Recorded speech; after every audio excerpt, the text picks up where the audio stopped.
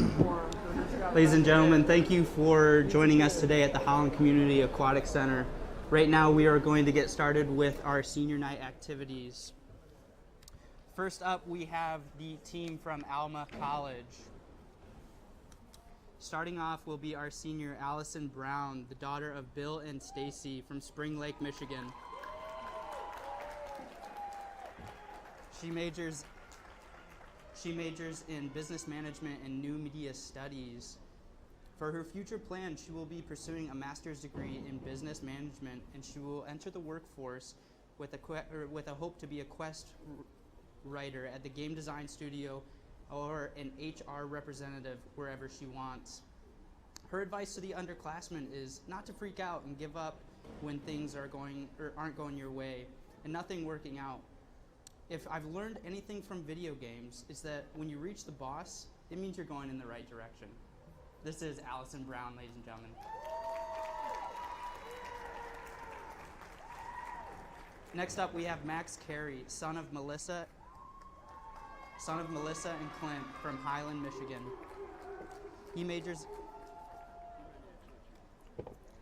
in public health with future plans to take a gap year to work and apply to graduate school.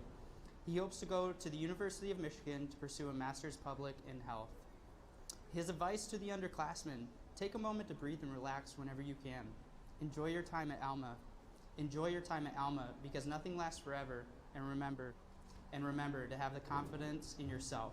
May the force be with you.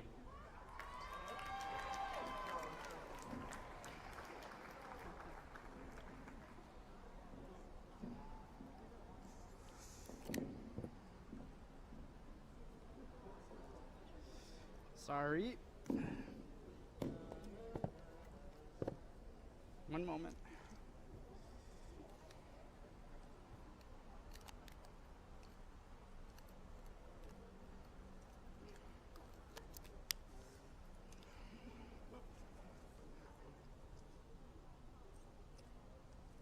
Alrighty, sorry about that.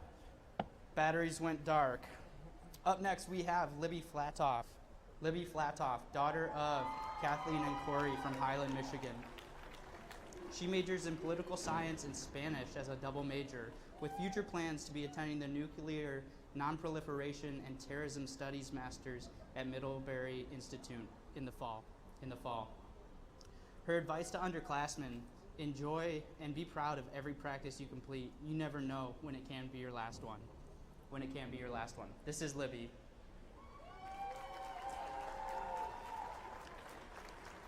Up next, we have Haven Westra, daughter of Craig and Marie from Jenison, Michigan. Her major is integrative physiology with a concentration in pre-physical therapy. Her future plans include attending the Central Michigan University, pursuing a doctorate of physical therapy. Her advice to the underclassmen, don't take anything for granted. Enjoy every chance you get to be with the team and to compete. Ladies and gentlemen, this is your senior class from Alma College.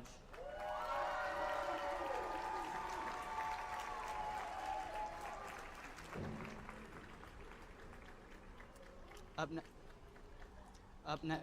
next, we will have the team from Kalamazoo College.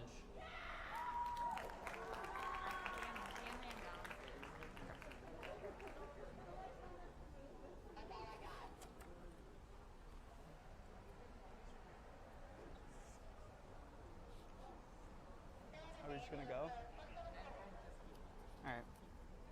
Up first, we have Max Ames, son of Lori and Ken from Portage, Michigan. Majoring in chemistry and computer science, his future plans are to take a gap year after graduation and work in a lab under his SIP mentor while applying to graduate school. His favorite memory is deep sea fishing trip sophomore year, where he caught a huge mahi-mahi that he used to make fish tacos for the whole team as a part of their yearly taco dinner during training trip. He wants to add in, thanks again to Jay for stealing his fishing pole so that he could catch the bigger one instead.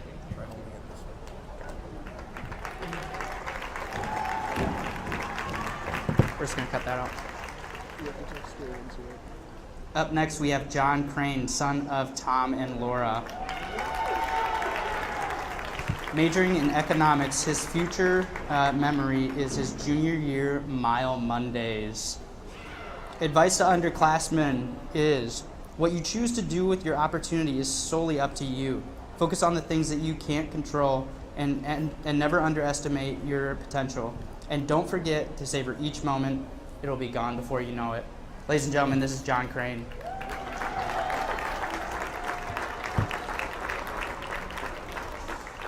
Up next, we have Matt Howery, son of Gail and Rick from Keller, Texas. Majoring in chemistry, Matt's future plans are to attend medical school and become a physician. His favorite memory was pulling an all-nighter the night before a training trip each year by watching movies, playing games with teammates before leaving at 2:30 a.m. at the airport. His advice to underclassmen, have fun. Enjoy every moment you have with the team. 4 year goes by way too fast. Up next, we have Molly Roberts, daughter of Kelly and David from Grand Blanc, Michigan. She majors in psychology and French. She will be pursuing her master's degree in neuroscience in Lille, France, as she plans to apply to her doctorate programs afterwards. Her favorite memory includes super high energy cheering with the team on the last day of conference her sophomore year. Her advice to the underclassmen will always be to put the team first, because when everyone does that, all is possible, and having that kind of support system is invaluable. Ladies and gentlemen, Molly Roberts.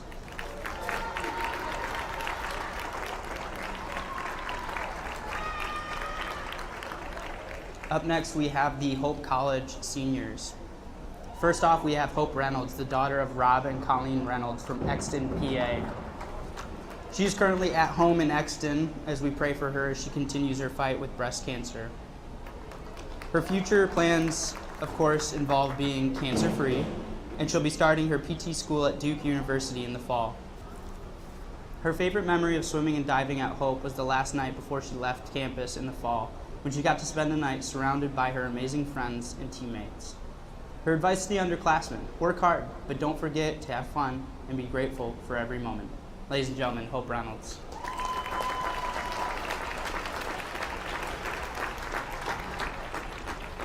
Up next, we have Mackenzie Ralston, daughter of Sherry and Brad from Norton Shores, Michigan. She's currently majoring in exercise science with a pre-PT track. Her future plans include attending Grand Valley University for physical therapy school. Her favorite memory was the Florida training trip her sophomore year, and her advice to the underclassmen is to do well in school, but also make sure that you're making time for some fun. Make the most of your 4 years, because they will fly by. Ladies and gentlemen, Mackenzie Ralston.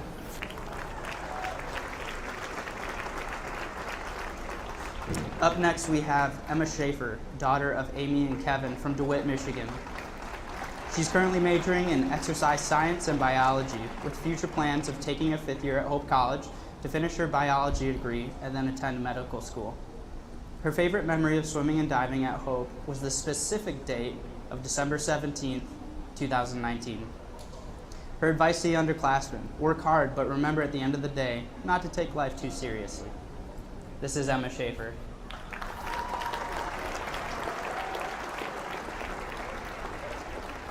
Last but not least, we have Zach Tice, son of Ken and Mary Jo from St. John's, Michigan. Currently majoring in business, Zach's future plans are to graduate in May and find a job that he loves to do and eventually get into coaching football. His favorite memory of the swimming and diving at Hope was the intra-squad meet, seeing everybody's support on the team. It meant a lot to him. That support is something that he will never forget. His advice to the underclassmen, no matter what happens in college or life, keep pushing forward.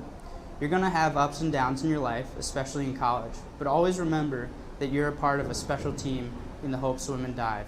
So keep pushing forward and enjoy it. Enjoy life. Enjoy the journey of college, because before you know it, your 4 years will be gone. Ladies and gentlemen, give a round of applause for your 2021 senior class in the MIAA.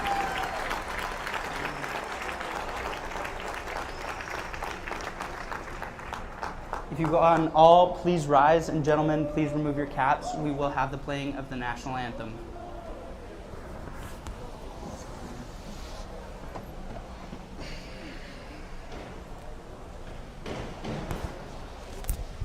Oh, say, can you see by the dawn's early light what surrounded you we hailed at the twilight's last gleaming, whose broad stripes and bright stars through the perilous fight o'er the ramparts we've watched were so gallantly streaming, and the rocket's red glare, the bombs bursting in air, gave proof through the night that our flag was still there. Oh, say does that star-spangled banner yet wave o'er the land of the free and the home of the brave.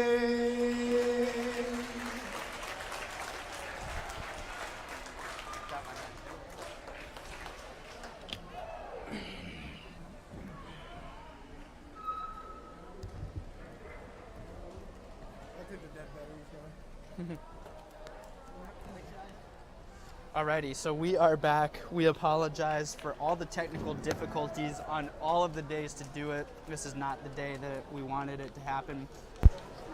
But thank you for bearing with us as we start our meet between Hope, Alma, and Kalamazoo.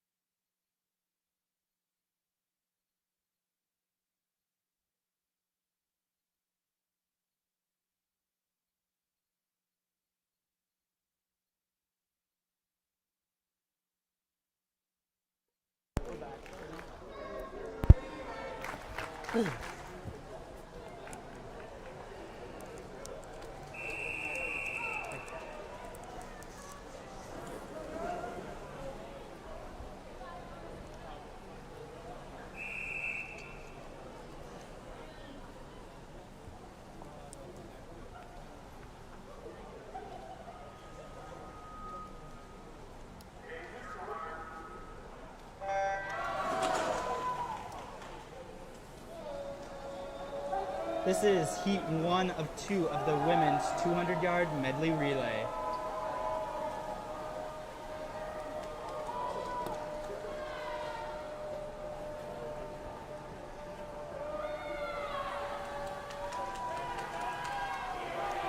Coming into the wall here first in lane 6 for the Scots is Grace Wormier. Followed by the 2 Hope relays out in lane 1 and 2 and the other Alma relay in lane 8.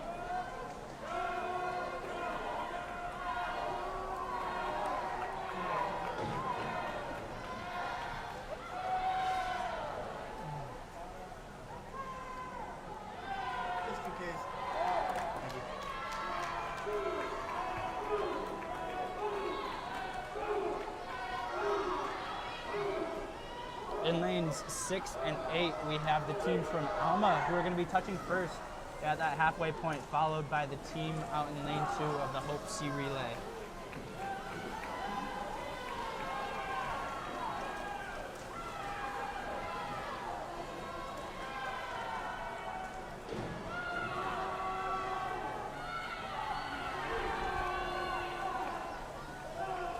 Looks like down in lane 2, Hope's relay is taking a little bit of time off the Alma B.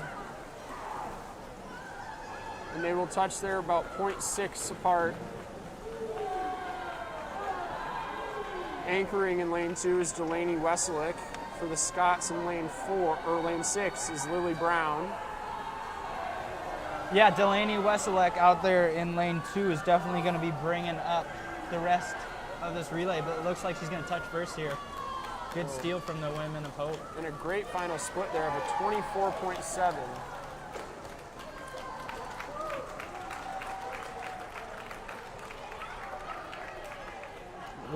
Winning the heat in lane 2 from Hope, the C relay with a time of 1:56.94. Up next, we have heat 2 of 2 of the women's 200-yard medley relay.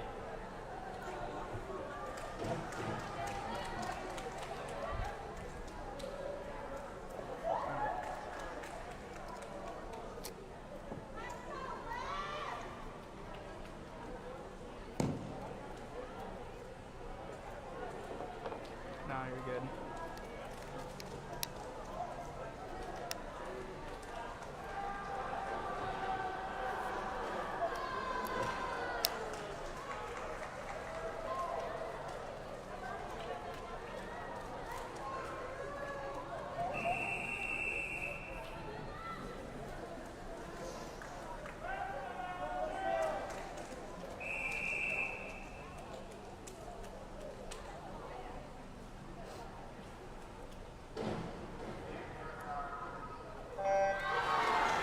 This is the final heat of the women's 200-yard medley relay. In lane 2 from Alma, their A relay. In lane 4, the A relay from Hope. In lane 6, the A relay from Kalamazoo. And in lane 8, rounding out the field, is going to be the B relay from Hope College. It looks like leading in this first 50 here is going to be Alma's A relay, Allison Brown.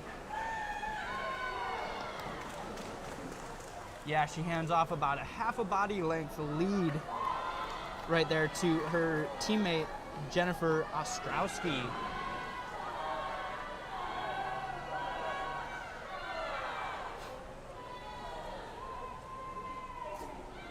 Still holding on to that lead here.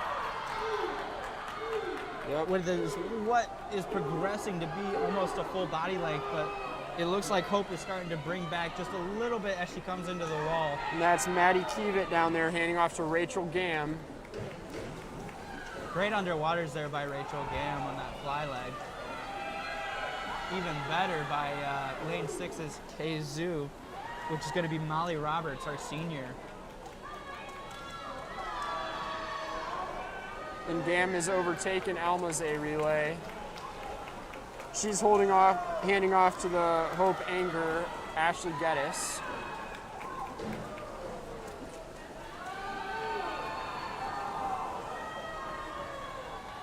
Roberts just about caught the Alma A relay down there. Yes, going to be a very close finish here for second, it looks like. But at the end, right here, is going to be Camille Misra coming in hot there. Ashley Geddes is going to be able to hold her off. Winning the event in lane 4 is going to be the Hope A relay with a time of 1:53.36. Up next, we have heat 1 of 2 of the men's 200-yard medley relay.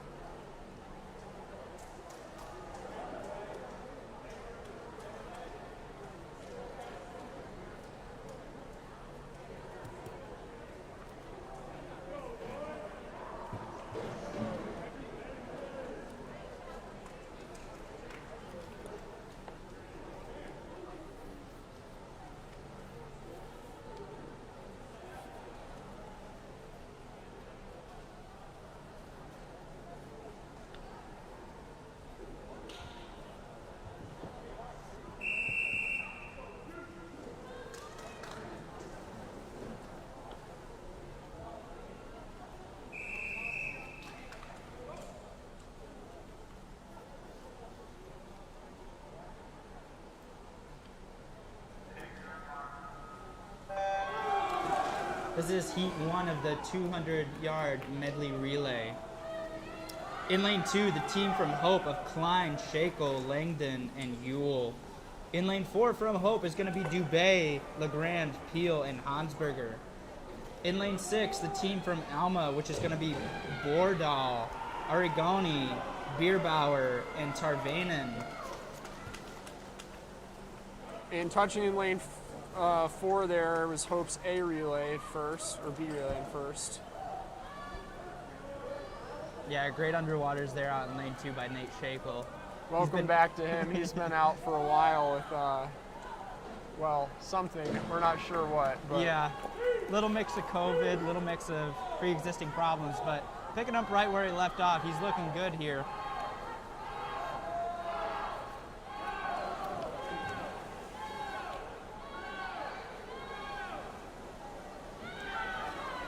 Legrand handed off to Braden Peel in first there in lane 4. Shackle hands off to Kyle Langdon.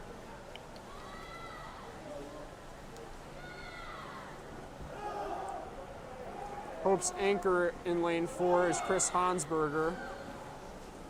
In lane 2, we have Jackson Ewell. We'll be looking to take off about 2.5 lead that they've built up. All about these underwaters here. Oh, it's coming back strong. I don't know if it's enough, but a very good swim. A 20.9. And a 22.3 from Hansberger. You love to see that, don't you, Dan? You do.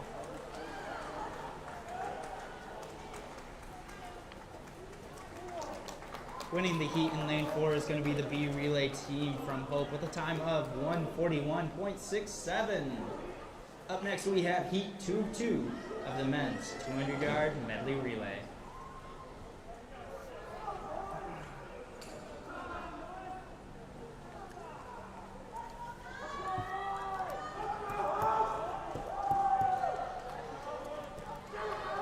So it looks like we're going to have a duel between Ben Catton in lane 6, Tyler Sacklesmore in lane 8, Andre Folk in lane 4, and Andrew Ludden in lane 2.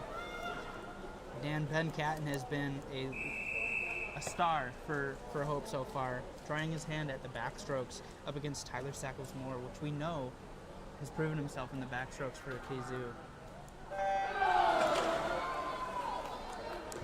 In lane 2 from Alma, they're a relay. In lane 4 from KZoo, they're a relay. In lane 6 from Hope, you guessed it, they're a relay. And rounding out the field in lane 8 from KZoo, they're B relay. A little bit of an early breakout there for Ben Catton. He's going to wish he had that one back, but he's still coming into the wall here first in lane 6. Handing off to flyer Jake Peterson, doing his best in the breaststrokes today. Yes, those 2 A relays, Hope and KZoo, both touching with the 25s in backstroke, which is fairly good, especially for KZoo right now. We have heard that they haven't had the total availability for swim time, so that is a great swim for them.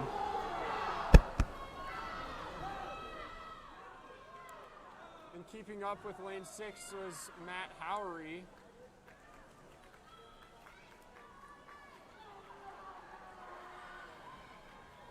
Matt handed off to Kalamazoo freshman August Thalking, who's looking to make his mark on this league this year. Yeah, a couple of very good freshmen from Kalamazoo will provide some very good races coming up down the line. And Hope's A relay hits the water first on the anchor at a 1:17.2. They're followed by about a 1.5 by Kalamazoo's A relay. Yeah, the Kalamazoo and Hope rivalry goes way, way back. Two legendary coaches. Yeah, longer than we can even think about. So this means a lot to the Hope KZoo guys today. Here we go, 2 freshmen anchoring it there from Hope and KZoo. Hope takes the win. Winning the heat in lane 6 is going to be the A relay team from Hope College with a time of 1:39.69. Up next, we have the women's mile.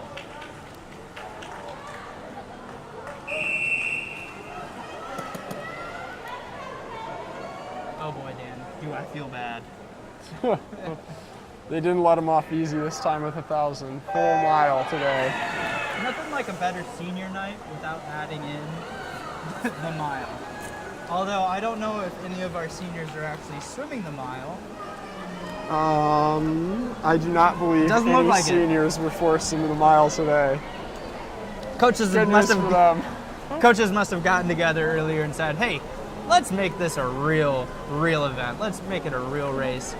You know, they're down in the gutters right now, breaking down the swimmers before taper, and what better to add in than the mile? That's right. The women's meet just got moved back a week, so went from being only 2 weeks away to a full 3. So they get another week worth of Hell, hard training, and essentially. especially the distance swimmers. They're not going to come down for a while.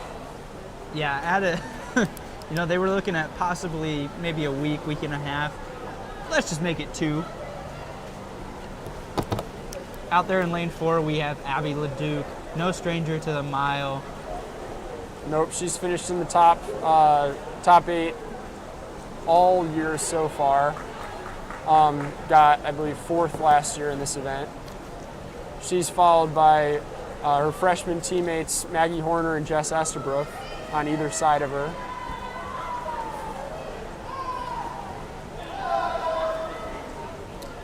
In lane 1, from Hope, Ari Shafer.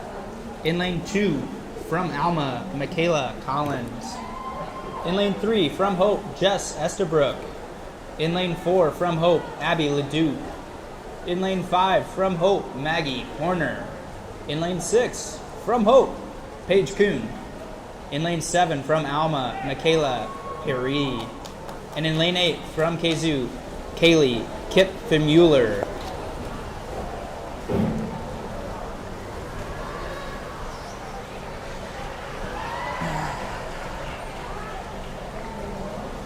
Another scene that we see often, Dan, it looks like the Hope girls are starting to make their move and are taking a considerable lead, dare I say, a peloton of swimmers out there in front as they complete their first little bit of the race. Yeah, this is another event that the Hope girls are loaded in, really. Paige Kuhn in lane 6 down there is also a 4th place and 3rd place finisher at the conference meet in her first 2 years. Yes. So they've only been adding depth in this event. Yeah. Dan, we are, for everybody listening, we are joined by captain of the men's swim team at Hope, Ted Lockett, today. My Peloton joke there was greatly received, as both Dan, Ted, and I all have cycling experience. So catch a little bit more of that as we go on down the line.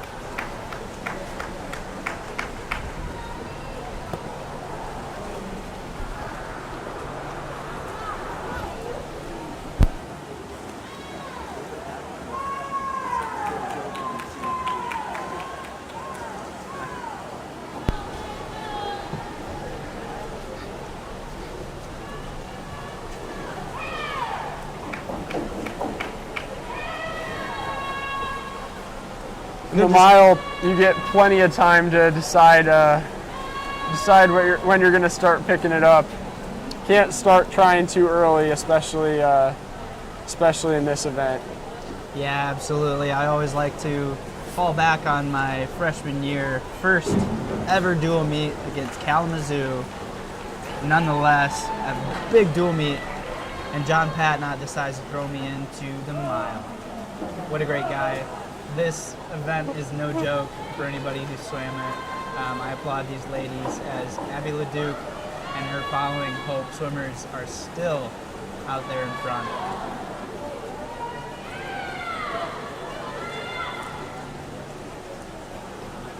We also see back on the pool deck is our assistant coach, Dave Jolly, who was recently out due to COVID reasons. So we're glad to have him back as well.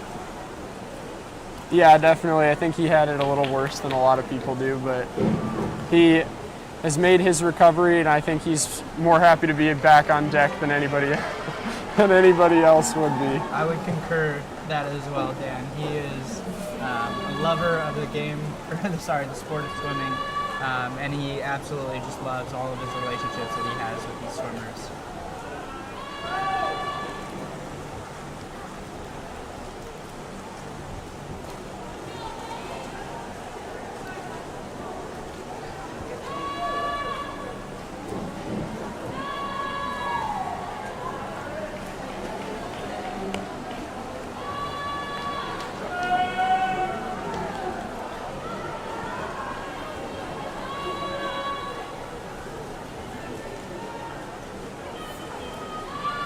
Ted has informed us that he's not at 100%. He still can't taste or smell the chlorine, which is really a big bummer for any coach, but I'm sure he's powering through. Yeah, we all live off that pleasurous scent of chlorine.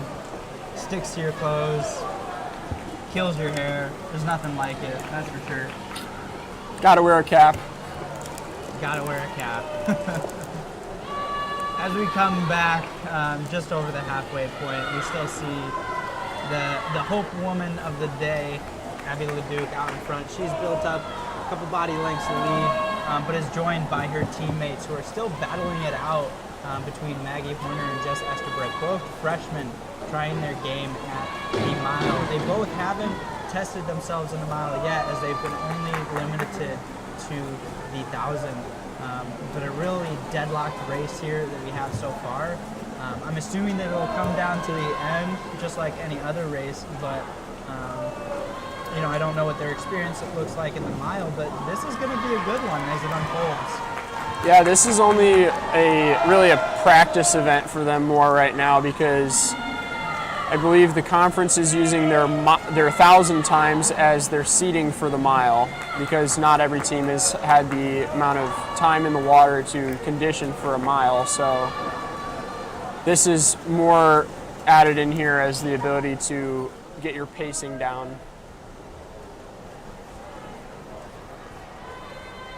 Absent from the event today, and I'm sure to her relief, is the returning MIAA champion, Engel. Yes, I'm assuming that she is loving her time right now. Not exactly what she's swimming on later today, but as I look through the heat sheet, she's not swimming the 2 free, which... She has the 500 free and 400 IM, though. So. Okay, so as we come back, maybe she wants to swim the mile. Not exactly sure, but I don't know. The 5 and the 4 IM, Dan? 4 IM's easy. Oh gosh, coming from you who got B cut after B cut, let's be honest, Dan. I think most swimmers would take the mile over the 5 and the 4 IM. Not over the 500. No, but the 5 and the 4 IM double at a meet compared to Juan. Yeah, that's true. She's a distance swimmer, they're used to it. Yeah, you're right. We shouldn't be taking pity right now. Your lane leader there at the halfway mark, Abby Leduc, or not halfway mark, sorry, at the 7,500 mark. She touches that at 8:12:35. She also has the 400 IM later today. I do feel bad for these distance girls today. I mean, 4 IM, swimming the mile, throwing the 5. Heck, throwing the 2 free. That's still a lineup.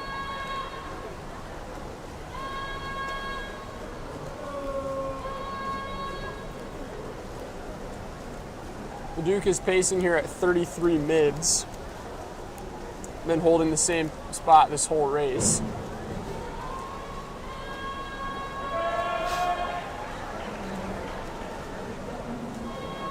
Jess Estabrook, her teammate in lane 3, is holding at 34 lows, and Maggie Horner just behind her at 34 mids. They're separated by about a second now.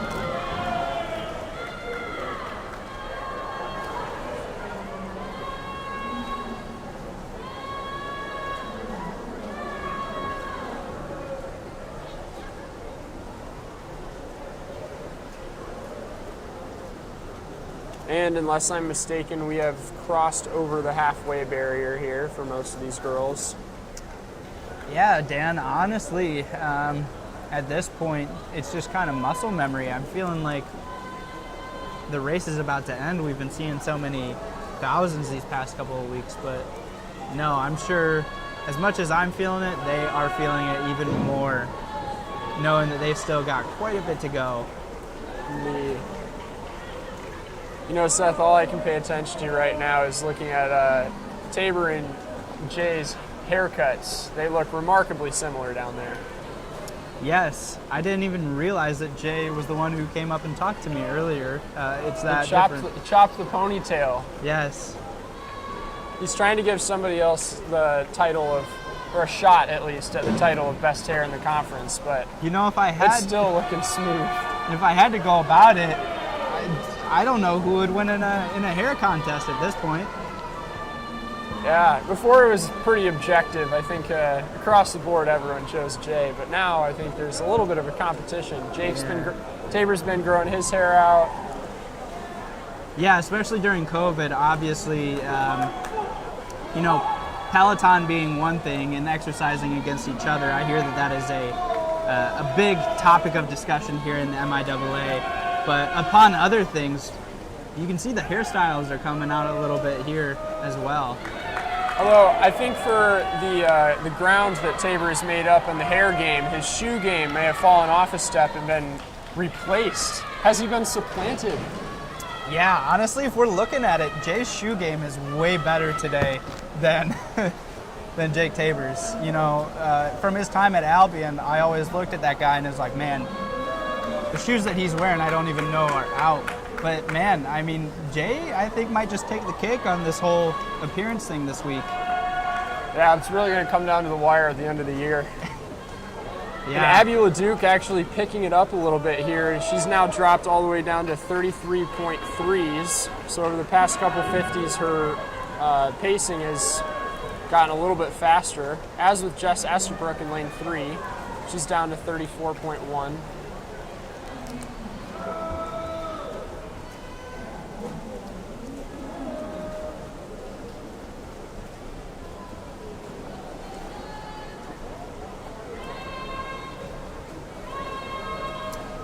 Yeah, once again, Dan, I mean, the counting on this race is something not to be belittled.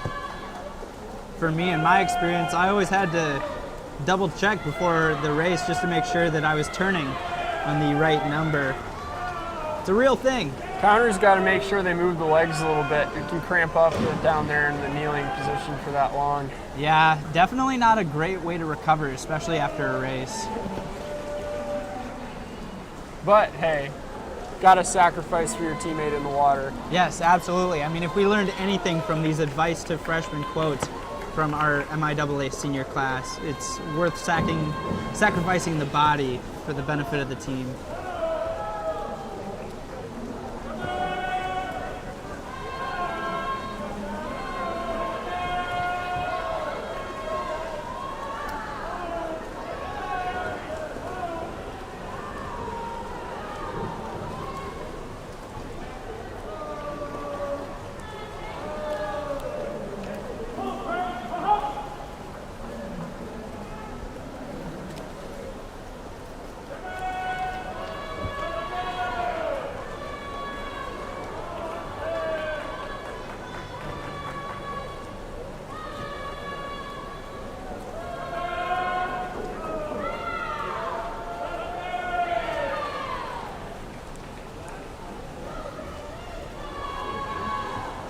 Leduc with 400 yards to go is at 13:47. Still in the 33 range here. She's looking to perfect her pacing going into the conference meet in 3 weeks. Yeah, it feels weird to say 3 weeks. We were used to it being such a closer time now. We're gonna have to just take another week and let our imaginations do the work, as we would have seen something a little bit sooner. It'll be interesting to see who benefits more or less from that extended time, because I know some of the teams had already started their taper before that announcement yesterday, but it's been a year of adjusting on the fly, and I'm sure they can do it again. Yeah, I mean, for most teams, if anybody started taper, most likely be the sprinters who are starting to take off a little bit. I think that they can act fast enough, especially only after maybe a couple days of starting to taper, to rebound, throw a little bit more yardage in there, and come out still prevailing here in a couple of weeks.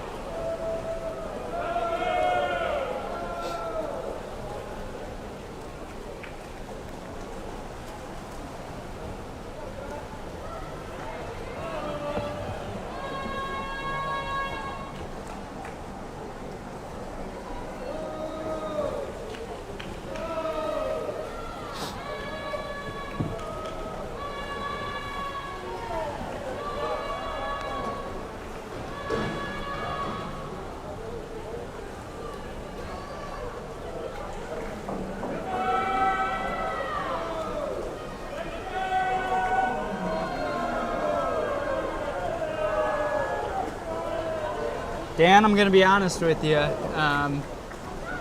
Obviously, we can never run out of things to say, but there's definitely pauses that we're not used to with swimming the mile. We've been put on notice, especially with swimming the 1,000 these past couple of weeks. We've got only a 100 left there for Abby Leduc, who's picking up her pace right here. And as we see the... Jess Estabrook is into the 33 low range as well, so they can certainly tell that they're close. The good old bell coming right now. Bless the bell. What a great noise. I love hearing that bell. I've only heard it once in my life, but when you get it, man, it's music. It brings out a beast inside of you, and that's what we're seeing right now. As you can see in Abby's last little 50, you can see her feet just kicking in. She is a firecracker just coming in. Yeah, she might have had something more left in the tank here. And she is going to finish at an 18:12. That is close to a best time for Abby Leduc. Yeah, no seed times that we were given Coming today, home Dan. at a 31.2. I'm telling you, she pulling 33s throughout the whole race. She definitely heard the bell and said, it's time to go. And Estabrook touching in there in second at 18:30. That's nothing to scoff at either.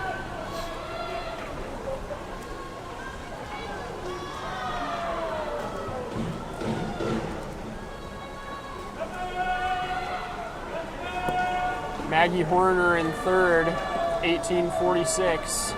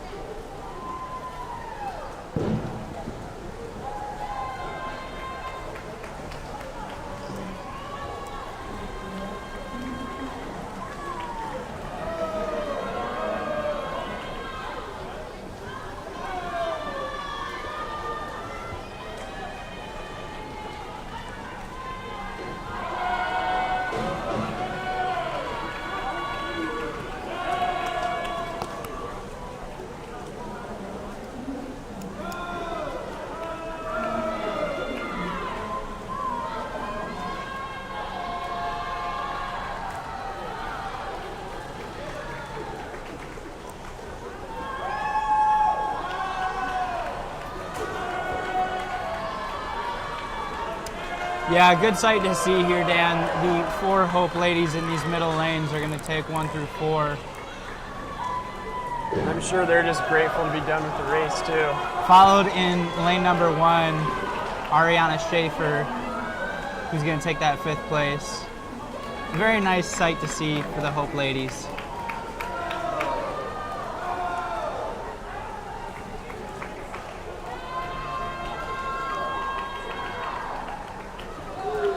Alma's Michaela Puri's on her last lap in lane 7, as is fellow Alma teammate Michaela Collins in lane 2.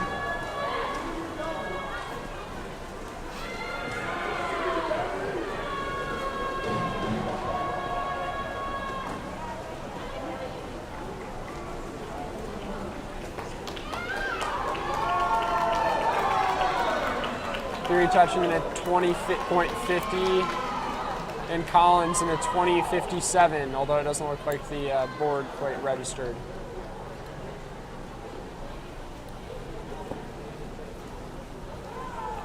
And coming in here in lane 8 on her final stretch,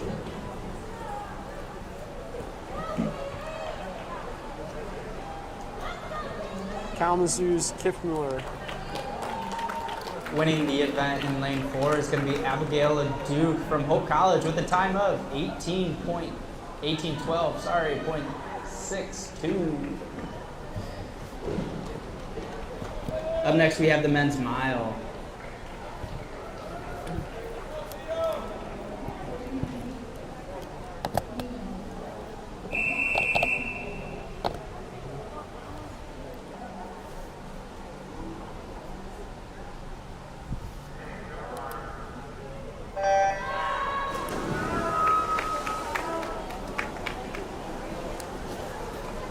In lane 2 from Alma, Luke Lawson. In lane 3 from Hope, CJ Gillingerton. In lane 4 from Hope, Bailey Smith. In lane 5 from Alma, Nate Sutton. In lane 6 from Hope, Theo Duong. And in lane 7 from Hope, James Mandeville. Seth, we have the top 3 finishers from the mile last year in this event. All 3 are sophomores in order, Smith, Sutton, and Duong. Yeah. They took first, second, and third last year as freshmen at the conference meet. Yeah, very subtly, in my opinion, with Nate Sutton and Theo Duong. They definitely rose to the occasion last year, and I'm excited to see how they're going to turn out here.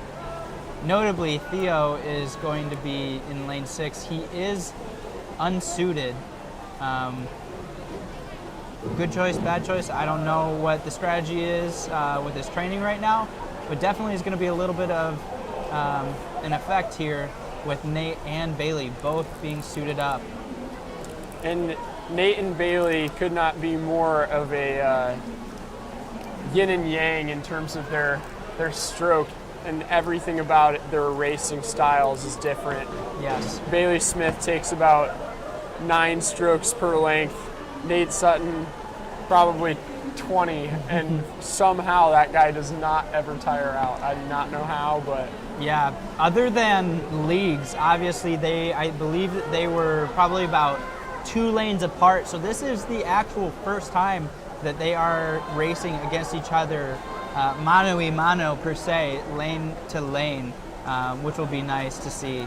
that's right. Smith was not at the dual meet last year, so they didn't really get to see each other before the conference meet. Bailey's really been on this past couple weeks, though. Went a 9:38 in the 1,000 a week ago, which is only less than a second off of the Hope varsity record. Yeah, one thing I really appreciate about Nate is he's very much so just strong and steady throughout this whole entire race, man. There have been numerous times where I look at him and I'm like, all right, well, now he's about to drop off. And no, he just defies Doesn't all happen. opinions and just keeps going. It's that strong little stroke rate that just keeps going, man. I really like to see him race. It's really nice to see up against some of the bigger guys like Bailey who carry a little bit more weight. So Yeah. this is interesting. I also see maybe a 1 or 2 beat kick there, which isn't completely uncommon in the mile, but or especially early on. But it is notable with that stroke rate. You think he's doing the 50. Yes, that's definitely out there.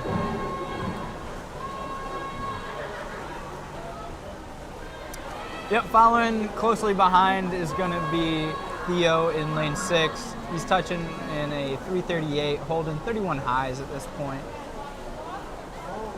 Yeah, we'll probably see a lot of these guys building into their race. Yeah, this is the point where I feel like if you don't have the top 8 in the league, things just kind of tend to go every which way. And so you'll see some guys taking it out really fast, some guys waiting to make their move. There'll be some guys in the middle. It'll be hard to follow the race.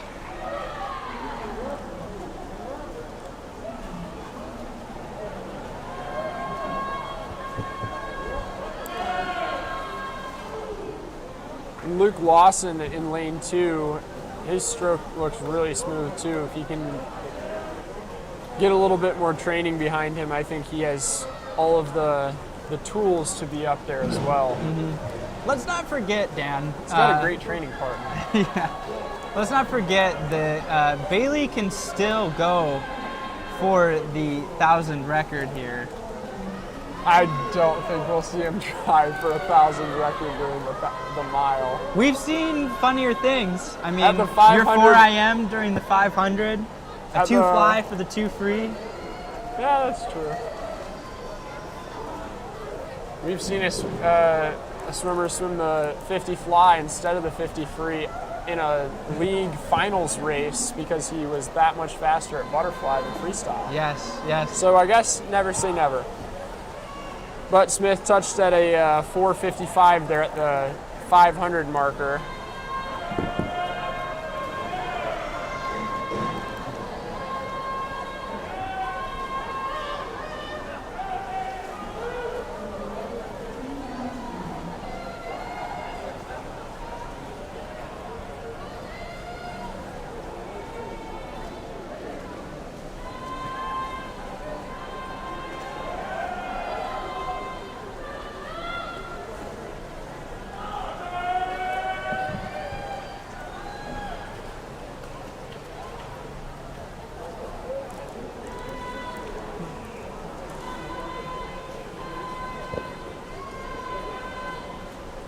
Sutton and Smith splits picking up just a little bit there. Sutton now into the 30-point range. Smith pushing down in the 29 highs.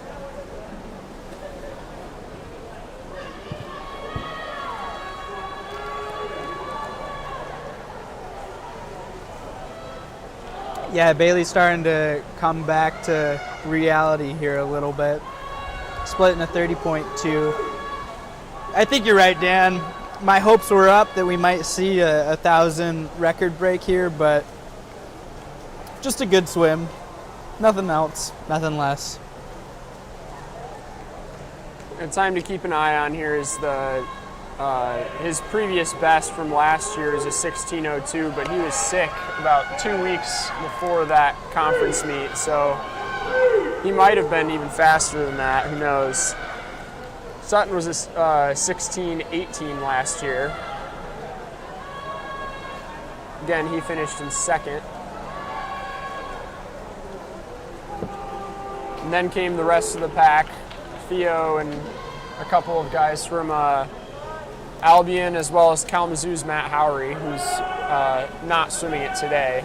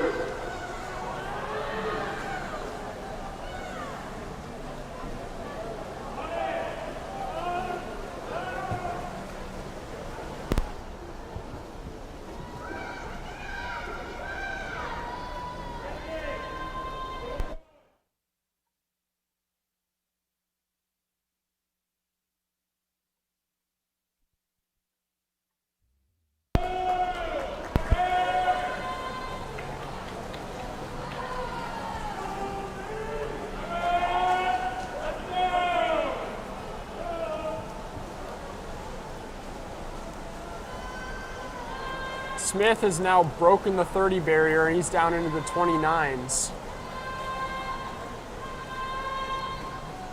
So he's starting to pick up speed here after the halfway mark for him. Yeah, I don't think we're going to see a record today, Dan, but it is wishful thinking.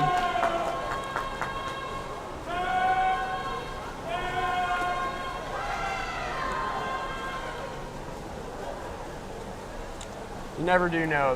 They're suiting up for half of their races now, so. That is fair. He could drop time like his last race and go 30 point, 29, and then another 28. So anything's on the table here, I guess.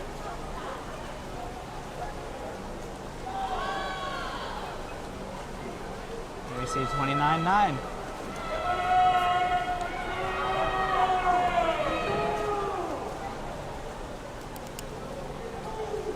It's amazing a few tenths of a second have on a race like this. They build up very easily. Yeah, they do. If you outsplit somebody just by half a second per 50, you're talking about Seconds. at least lapping them. Yeah. So there is a lot of room in this race for making up time and for extending leads.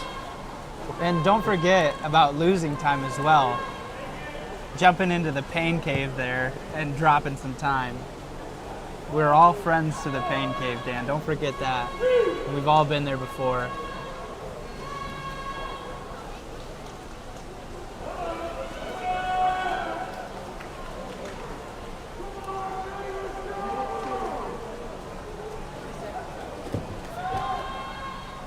And with the last few 29s that Bailey Smith has split, he is under pace to go 16:30.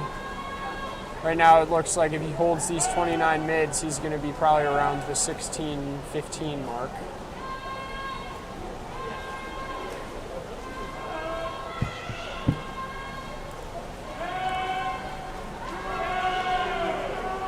.1,100 yards in, he just touched at a 10:54. Yeah, at this point the body just takes over. I don't think you can really go faster or go slower at this point.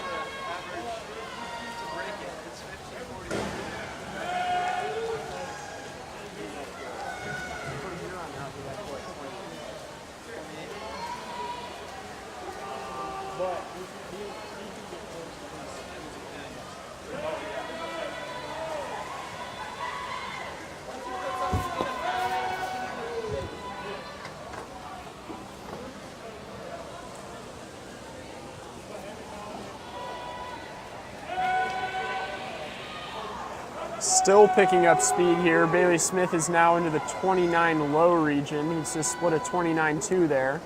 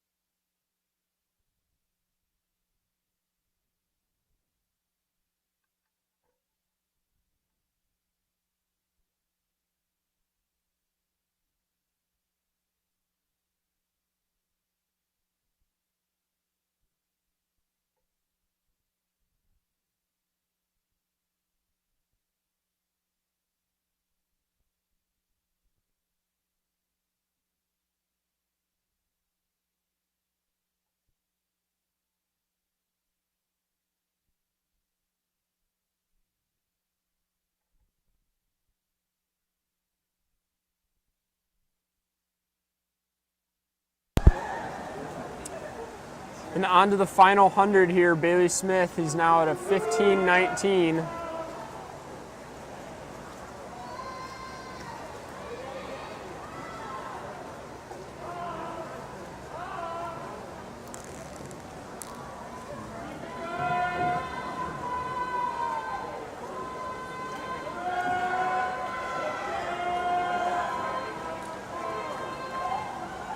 And the official will not give him the bell, but he is on his last 50. What the heck?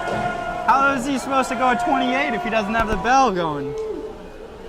Oh, classic miscue by the ref there. It's all right. I'd be thrown off by this mile time as well, so no problem at all. Yeah, it looks like this time is actually going to take... He is going to come in 16:18:07. That would have taken second at leagues last year, Dan. Behind his own time. Yes, behind his own time, right in front of Nate Sutton, joining him in lane 5. And Sutton's on his final 25 here as well. He's going to get in under 17, which is great for in season. Uh-huh. That stroke rate has somehow increased, and he is at a 16:52. Coming back in a 28.46. That's pretty quick. Yeah. Hopes Theo Duong is on to his final 50 here.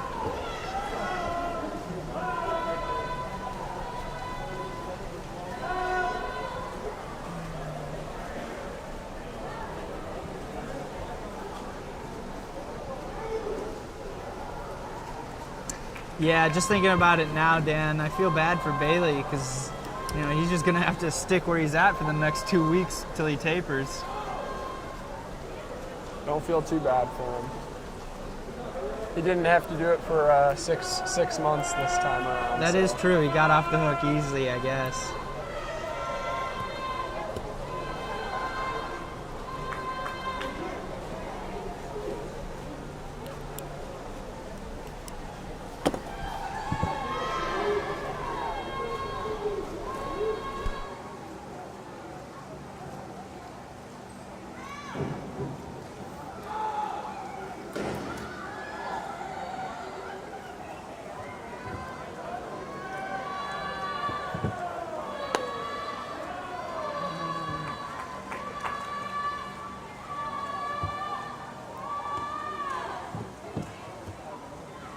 And CJ Gillengurton in lane 3 is on his final 25 here. He's a breaststroker trying his hand out at the distance events.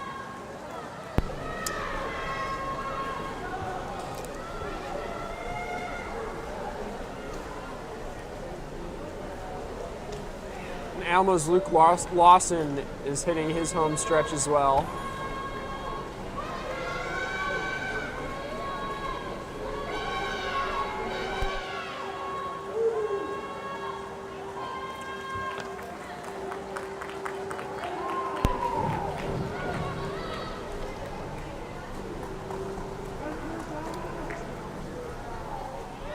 Yeah, down in lane 7 is going to be James Mandeville.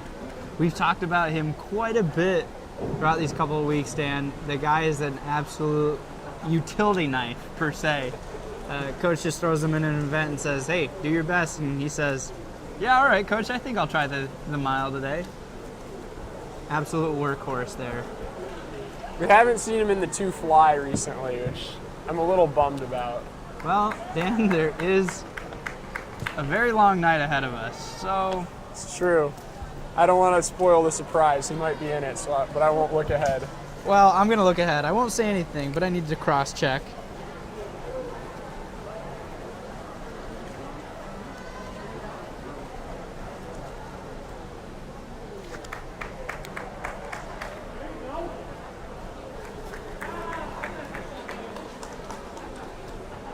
Winning the event in lane 4 is going to be Bailey Smith from Hope College with a time of 16:18. Up next, we have heat 1 of 2 of the women's 200-yard freestyle.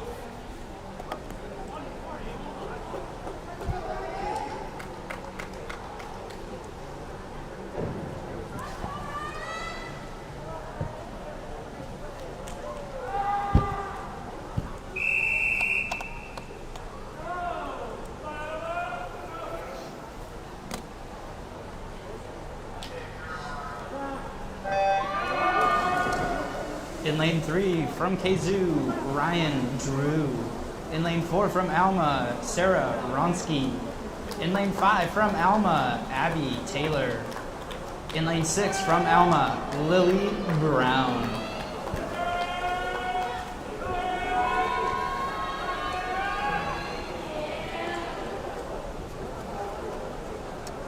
So a block of ladies from Alma College with the single from Kalamazoo. Flipping first there is Alma's Brown in lane 6. The sole member under 30 on that opening 50. Mm-hmm.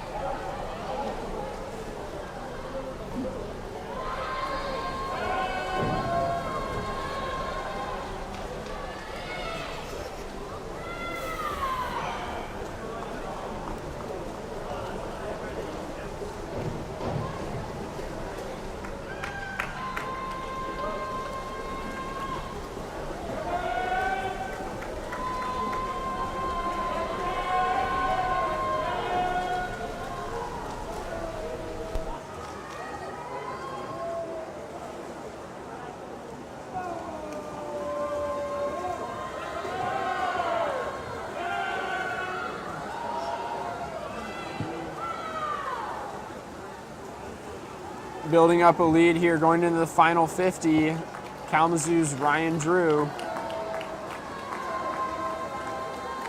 Followed by the 3 Alma girls, split by less than a half a second.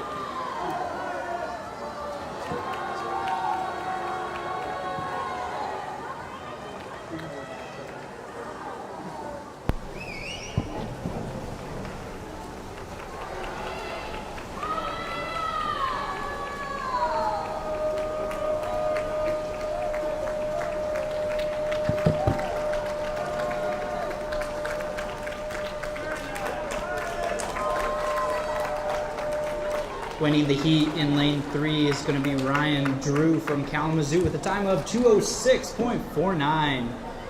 Up next we have heat 2 of 2, the women's 200-yard freestyle. Mr. Starter.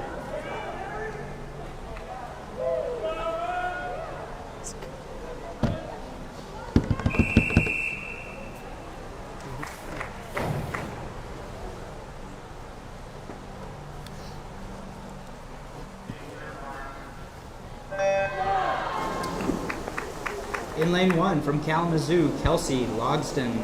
In lane 2 from Alma, Sarah Gaines. In lane 3 from Hope, Alyssa Kirkman. In lane 4 from Kalamazoo, Mary Trimble. In lane 5 from Hope, Emma Shafer. In lane 6 from Hope, Ashley Geddes. In lane 7 from Alma, Grace Warmbier. In lane 8 from Alma, Allison Brown. First for Kalamazoo in lane 4 there, Mary Trimble. She's one of their star swimmers. Yeah. Shafer right next to her in lane 5 for Hope. Yeah, I was going to say, that's another fun one. Coach has definitely been putting Emma there in some fun events, just kind of testing out what'll work. But as we can see here, coming up on this halfway point, we're going to see a race here down the line. Yeah, they're just about dead even. Yeah, .09. Both these girls have a tendency, or a reputation, should I say, for back halving events usually, so we'll see who can excel better at that particular feat today. See, I was going to say a reputation for winning, but I think they go hand in hand. That's true. Shafer looks like she's building up a lead here.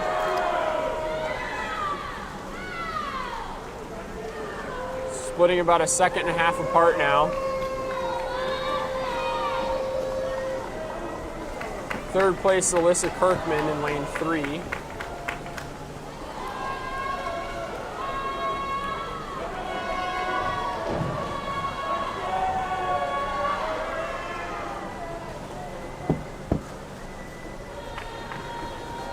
Shafer's going to have a very fast time here, touching in at about a 1:56.2, followed by Trimble in 1:58.7.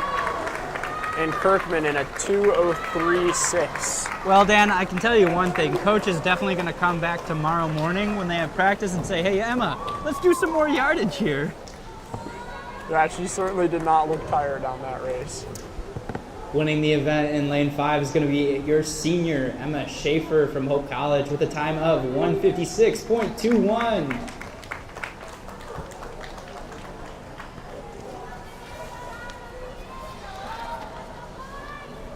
Up next, we have heat 1 of 2 of the men's 200-yard freestyle.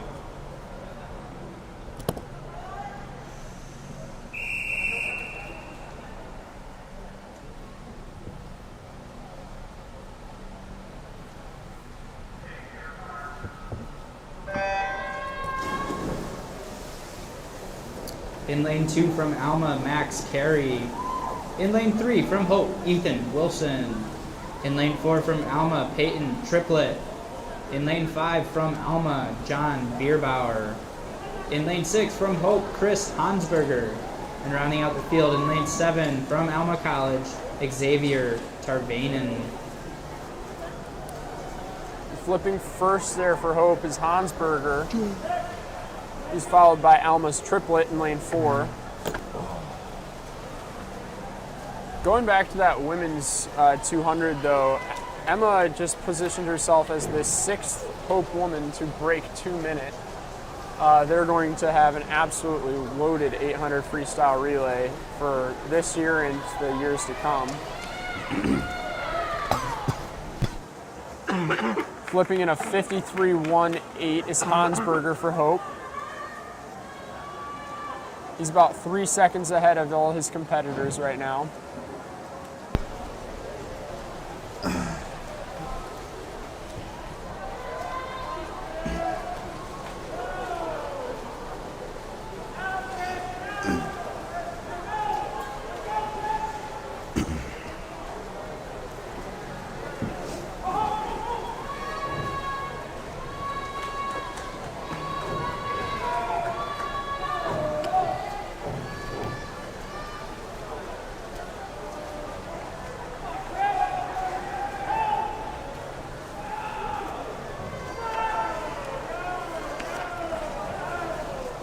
We've got a close race there in lane 2 and 3 for second between Max Carey of Alma and Ethan Wilson for Hope. And Wilson just out-touches Carey, it looks like, by 0.3.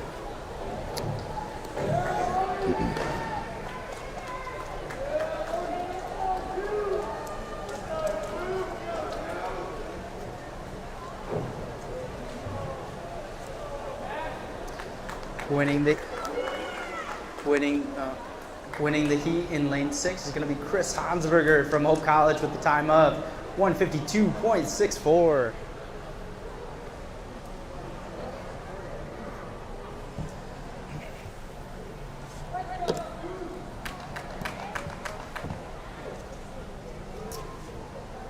Up next we have heat 2 of 2 of the men's 200-yard freestyle. Mr. Starter.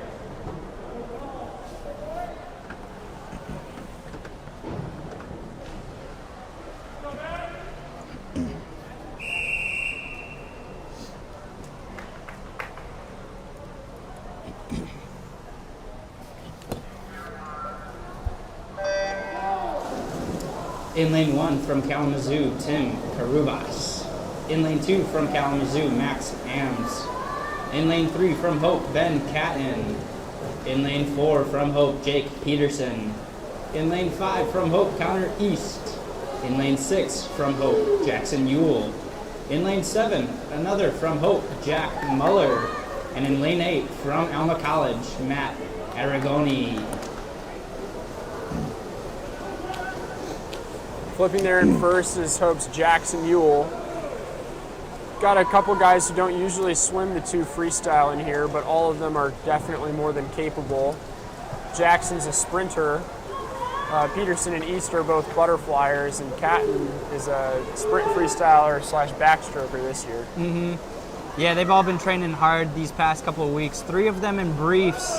Jackson the only one in a tech suit, but he is leading. So, correlation, causation? I'm seeing a little bit here, Dan.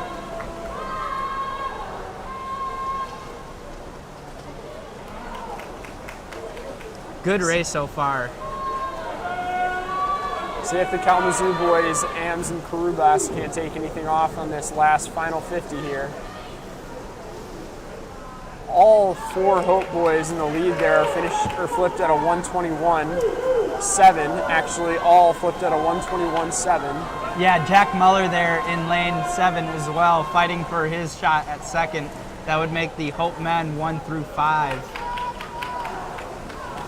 It looks like Ben Catton in lane 3 is going to take this event in a 148.9, followed by East.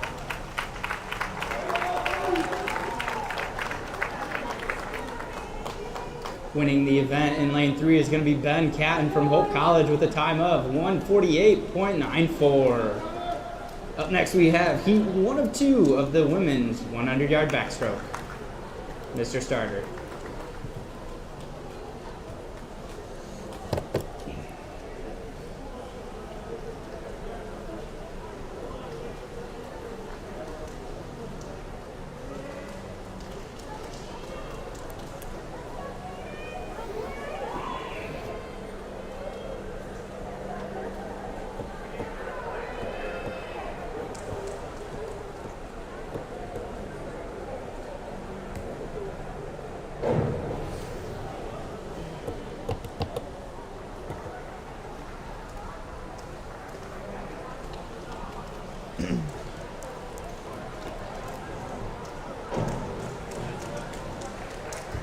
Looks like we're gonna have a pad switch here coming up in lane 2.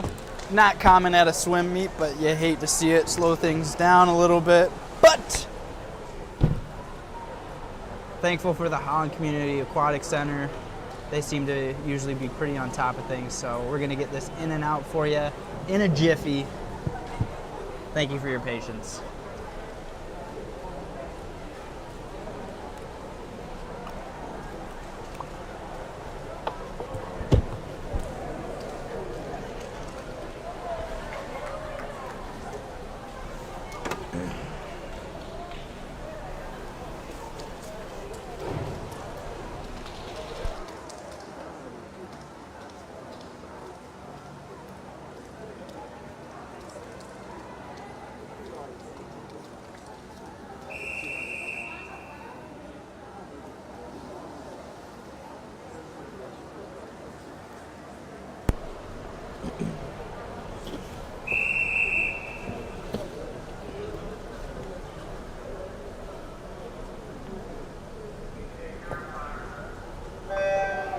In lane 3 from Alma College, Madison, Humphrey. In lane 4 from Kalamazoo, Katie Gerlach. And in lane 5 from Alma, Paige Thompson.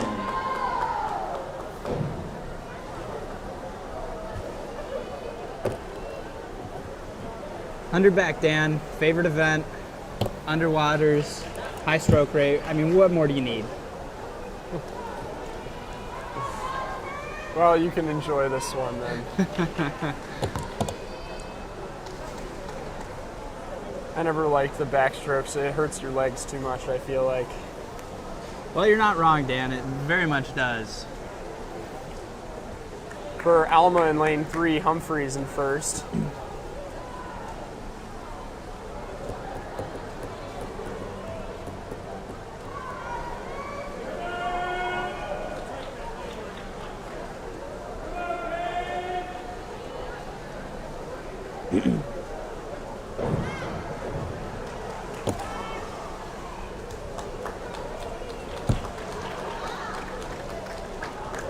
Winning the heat in lane 3 is going to be Madison Humphrey from Alma College with a time of 108.51. Up next we have heat 2 of 2 of the women's 100-yard backstroke.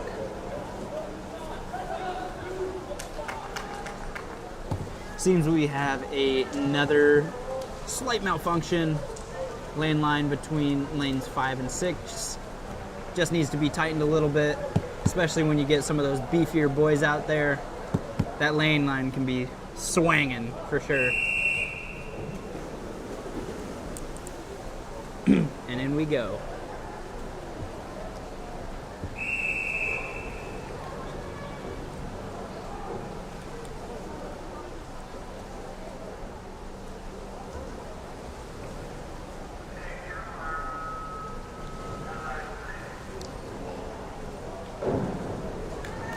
In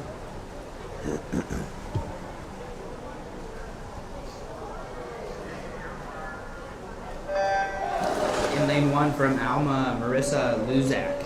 In lane 2 from Hope, Madeline Tesson. In lane 3 from Hope, Delaney Weselak. In lane 4 from Kalamazoo, Camille Mizra. In lane 5 from Kalamazoo, Olivia Anderson. In lane 6 from Hope, Macy Meyer. And rounding out the field, in lane 7 from Hope College, Alexis Nelson. Both Mizra and Anderson are tops in the league in this event last year. Mizra in first there in a 28.2. She's followed by Delaney Weselak of Hope in a 28.7. Starting to make a little bit of distance here. Yeah, Delaney Weselak out there in lane 3 has proven to be the point man for Hope College's medley relays. So really this is a good idea of what we're going to be seeing here in a couple weeks. But a great race from Anderson Mizra. with a strong back half, just ties with Weselak in a 1 minute .13. Yeah, 58.5 this time of year is great. Winning the event in lane 4 is going to be Camille Mizra from Kalamazoo College with a time of 58.50. Up next we have the men's 100-yard backstroke.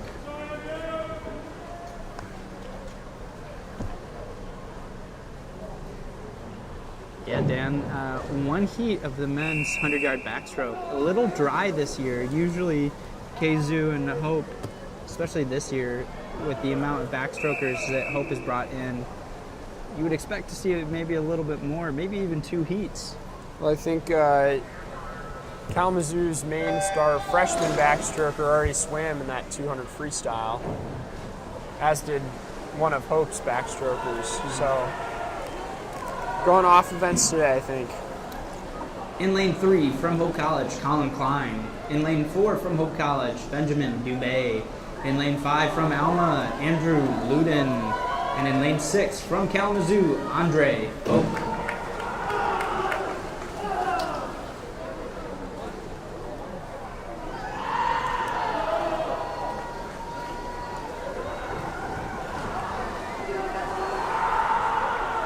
Folk for Kalamazoo is leading here.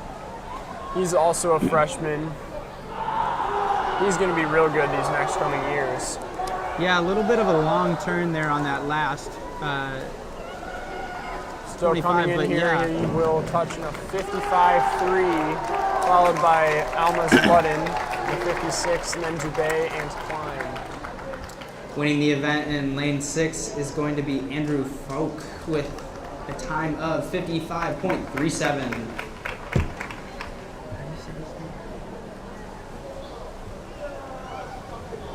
Either way, Dan, that was a great race. A 55.3 from Kalamazoo freshman is a very good starting point. Kalamazoo has been out of the pool for quite a bit, from what my sources tell me, but they've definitely had the challenge of working in a new pool, or while they're building their new pool and trying to find pool space in other places.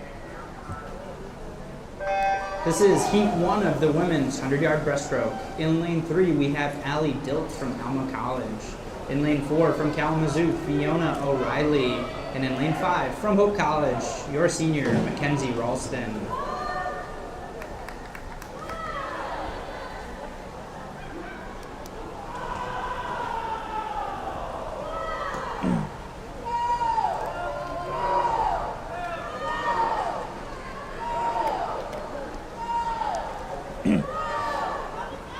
Alma's Diltz is going to be leading at the halfway mark in a 35.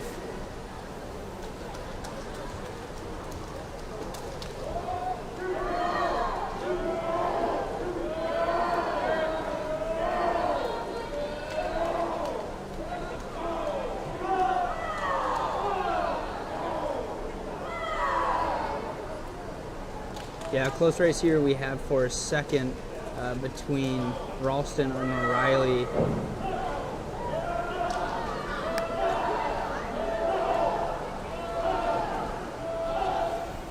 Ralston definitely making some way here at the end. Will she catch her?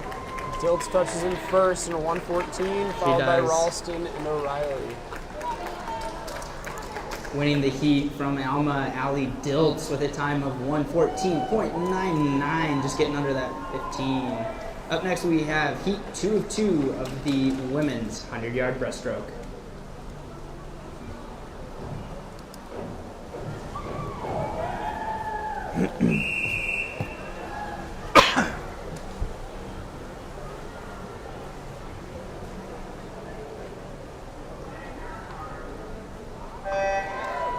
In lane 2 from Alma, Emily Diener. In lane 3 from Alma, Jennifer Ostrowski.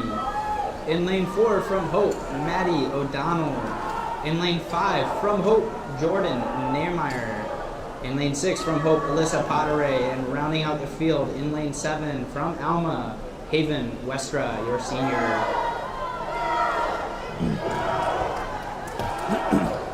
Leading here is O'Donnell, lane 4. She's followed by Ostrowski right next to her in lane 3. Westra's also nearby in lane 7.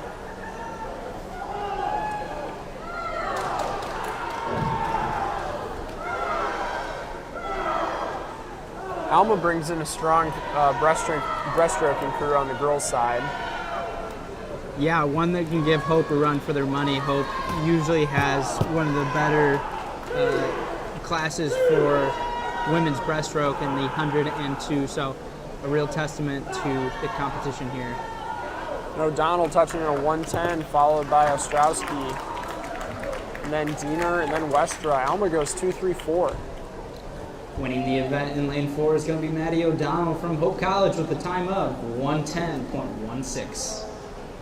Up next we have heat 1 of 1 of the men's 100-yard breaststroke.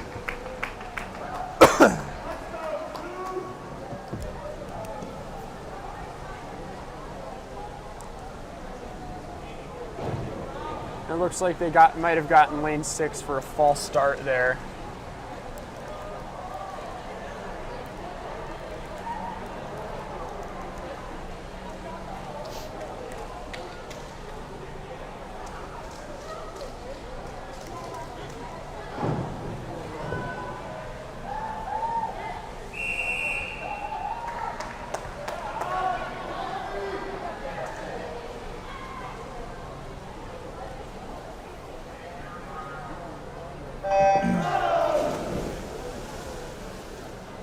In lane 1 from Kalamazoo, Ethan Charles. In lane 2 from Alma, Andrew Smith. In lane 3 from Hope College, Nate Shackle. In lane 4 from Hope, Riley LeGrand. In lane 5 from Hope, Kyle Langdon. In lane 6 from Kalamazoo, Matt Howery. And in lane 7 from Kalamazoo, August Thielking. Yeah, and Kalamazoo's two strongest breaststrokers in 6 and 7. We'll give the Hope freshman boys a run for their money. Thielking also a freshman. Yeah, as we see out in lane 3 is Nate Shackle, freshly back to the pool, so this will be fun to see what he can do, but contested hard by Matt Howery out there in lane 6. And it looks like Howery is leading going into this final 25. Very strong 200 breaststroker as well. LeGrand will look to hold off Thielking and take second, and he does. Howery wins it. Winning the event in lane 6 is going to be Matt Howery from Kalamazoo College with a time of 1:00.81. Up next we have the women's 200-yard butterfly.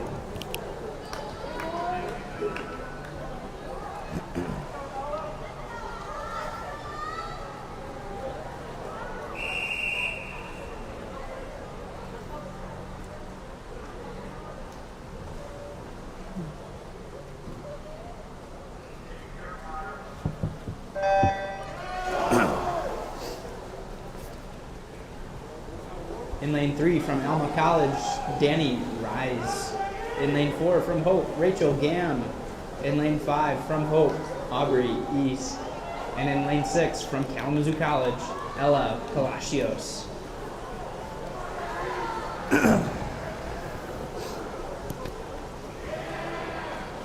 Gam gets out to a big lead here on this first 50. He goes out at 28.5. Reese for Alma is in second in a 31-1.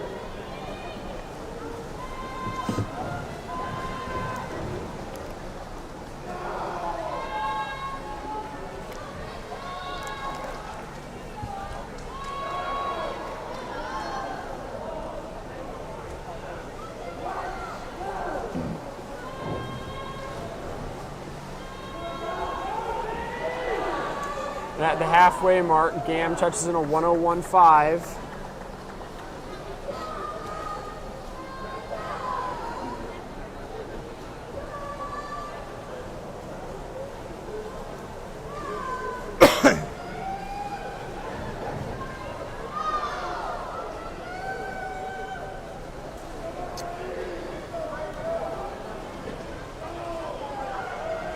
Well, Dan, I think we know who's winning this race. Yeah, she's still looking strong here in lane 4. This is all about seed time for the conference meet, though. 136.7. She was a 112 last week. Let's see if she can get around the same time here. Reese, East, and Palacios are all in there in the 145 range coming into this final 50.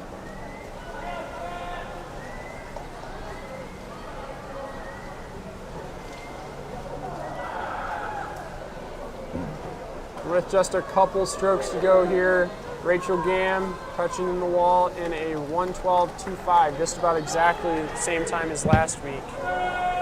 Second place will be really close here between Aubrey East and Danny Reese, and it will be Reese from Alma touching in second. Winning the event in lane 4 is going to be Rachel Gam from Hope College with a time of 2:12.25. Up next, we have the men's 200-yard butterfly.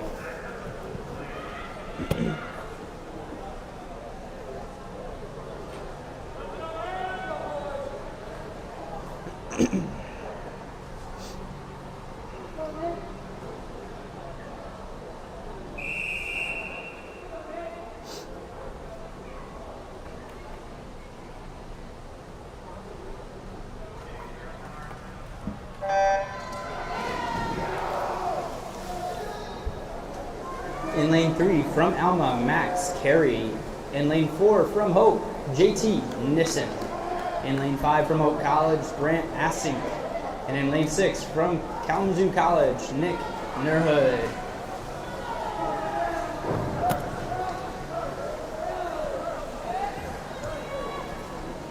Lane 4, JT Nissen is going to touch in first at the first 50 mark there, 26.9. He's followed by Nick Nerhood of Kalamazoo.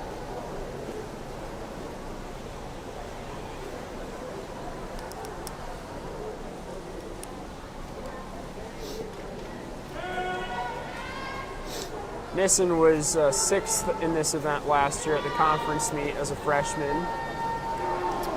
Yeah, a really strong butterflyer. Just kind of comes down to how he tapers. Going out in a 57.4. Yeah, that's a pretty good spot to be at. He likes to go out and not breathe at all in the first 50, which is a bold strategy.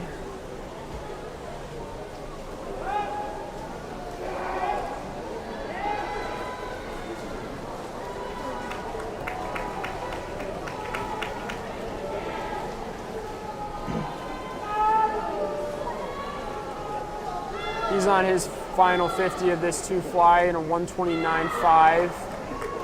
Nick Nerhood and Max Carey are both touching a 135. They're going to be duking it out for second here.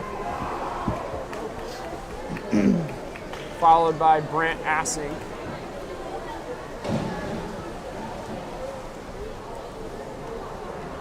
You know, and the two fly is one of those events where you can really tighten up at the ends. You can see the strokes getting a little shorter. Nissen touches in a 2:02.3, not a bad time at all for right now. Yeah, I think he'll like that, Dan. Followed by Max Carey and Nick Nerhood.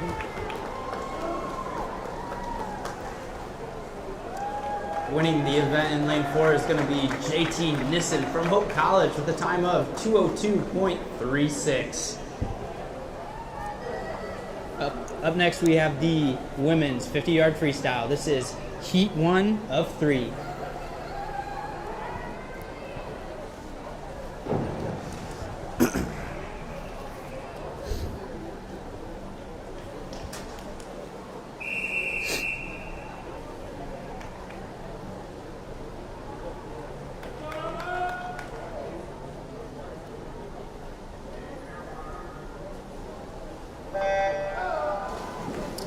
In lane 3 from Alma, Libby Flatoff. In lane 4 from Alma, Farah Azuz. And in lane 5 from Alma, Michaela Kyrie.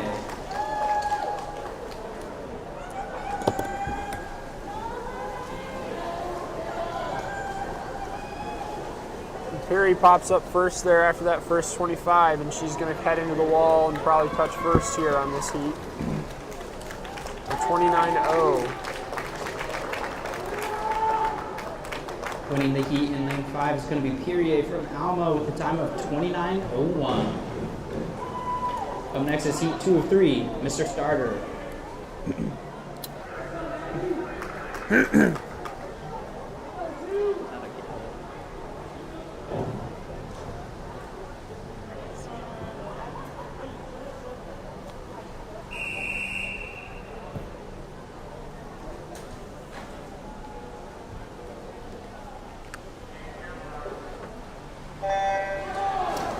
In lane 2 from Alma, Collins. In lane 3 from Alma, Moe. In lane 4 from Hope, Hobbs. In lane 5 from Alma, Brown. In lane 6 from Alma, Stambaugh. And in lane 7 from Kalamazoo, Zorn. And Brown is really cooking on this 50 here. She got off the wall or the block like a rocket, and she's going to come in at 25.4. Winning the heat in lane 5 is going to be Allison Brown from Alma College with a time of 25.47. Up next is our final heat of the 50 free.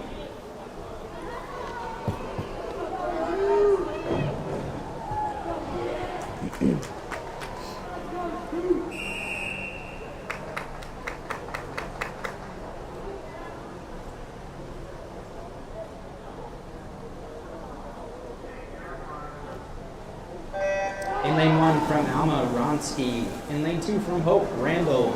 In lane 3 from Kalamazoo, Richter. In lane 4 from Hope, Mendels. In lane 5 from Kalamazoo, Roberts. In lane 6 from Kalamazoo, Gazal. In lane 7 from Hope, Kievit. And in lane 8 from Hope, Paez Osorio. It's going to be down to Richter or Mendels here. And Kalamazoo takes it with a 25.3. Winning the heat in lane 3 is going to be Maya Richter from Kalamazoo with a time of 25.39.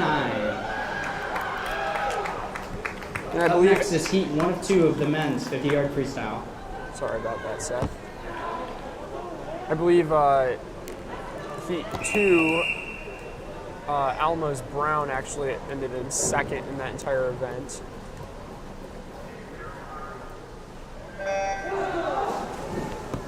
In lane 3 from Hope, Justin Nishaw. In lane 4 from Kalamazoo, Nick Cohey. And in lane 5 from Alma, John Bierbauer.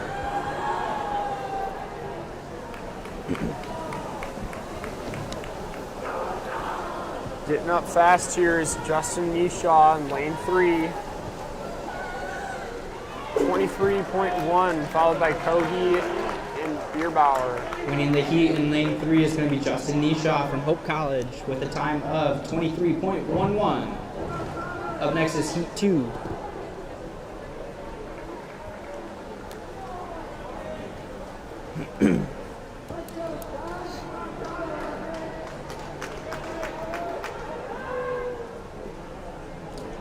Well, as the mic shorts, the audience at home gets the final word, and the audience at the natatorium is left wondering. Definitely spices up the meat, that's for sure, Dan. If this is any indication of how the beginning rituals we're going for the senior night. I hope it is fun for you guys at home.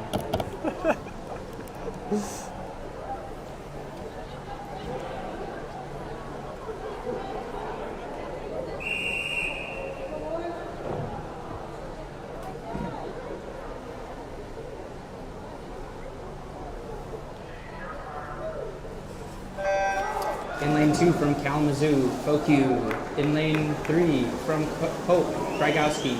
In lane 4 from Hope, East. In lane 5 from Hope, Muller. In lane 6 from Hope, Dwan. And in lane 7 from Kalamazoo, Crane. And East and Fauci in that outside lane are going to be in a battle. Krygowski between, and it goes to East. And a 22-4. Winning the event in lane 4 is going to be Connor East from Hope College with a time of 22.40.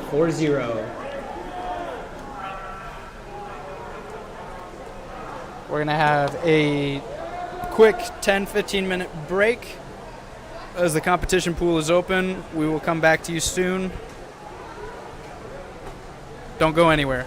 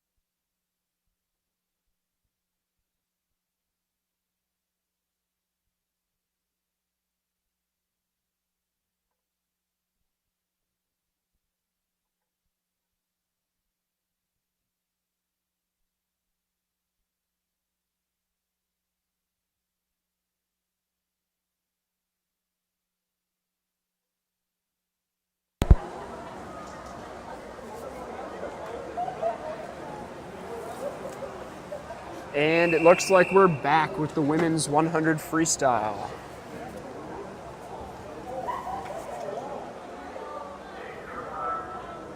In lane 3 from Alma College, Reagan Stambaugh. In lane 4 from Alma College, Libby Flatoff. And in lane 5 from Alma College, Farah Azuz.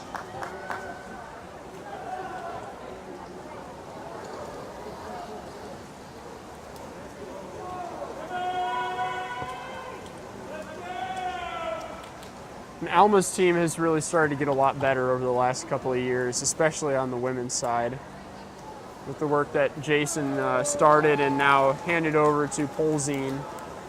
I remember when he was swimming against him when he was at Kalamazoo.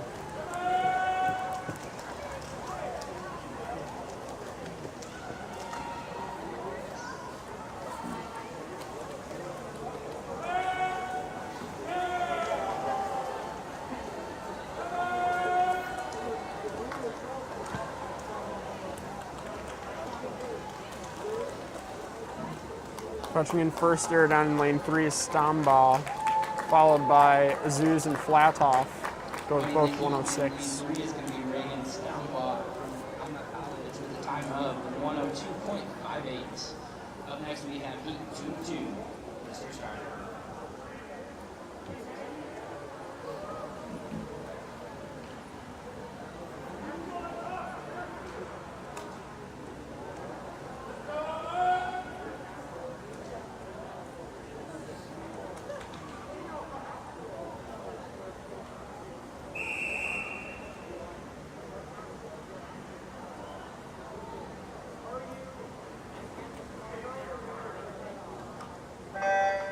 In lane 1, Danny Rice. In lane 2, Ashley Geddes.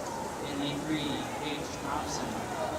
In lane 4, Alexa Payat Osorio. In lane 5, Sydney Moe. In lane 6, Lily Brown. In lane 7, Abby Taylor. And in lane 8, Maggie Zorn. At the halfway mark, Paez Osorio touching just behind Taylor of Alma in lane 7, actually.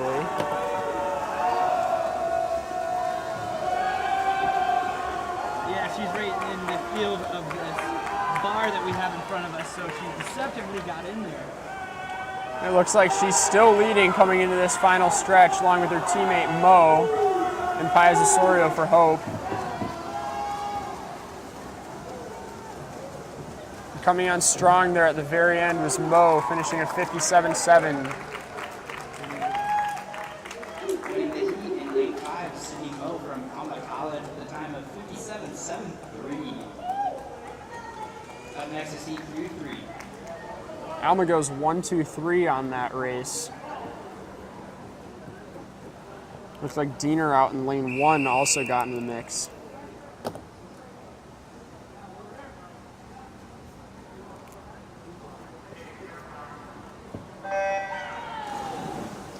In lane 1 from Kalamazoo, Farah Azal. In lane 2 from Kalamazoo, Kelsey Logston. In lane 3 from Hope, Jordan Nehmeyer. In lane 4 from Kalamazoo, Maya Richter. In lane 5 from Hope, Eva Shafer. In lane 6 from Hope College, Maggie Moore. In lane 7 from Hope College, Sydney Randall. And from Alma, Grace Winweir.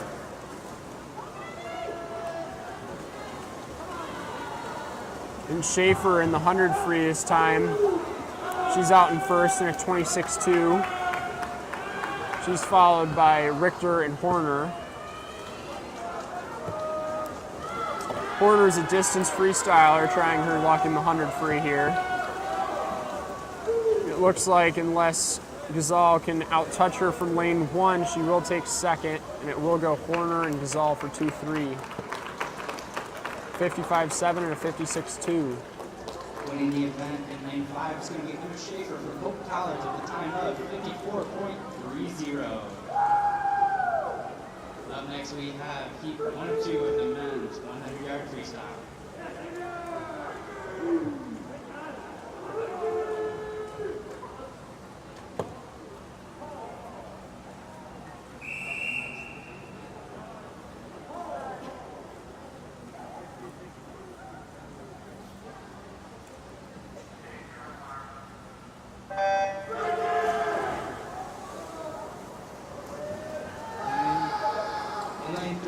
Alma, Peyton Triplet. In lane 4 from Alma, Xavier Tarbanen. And in lane 5 from Hope College. It looks like Hope's Ricky Johnson in lane 5 is out in first, followed by Alma's Triplet.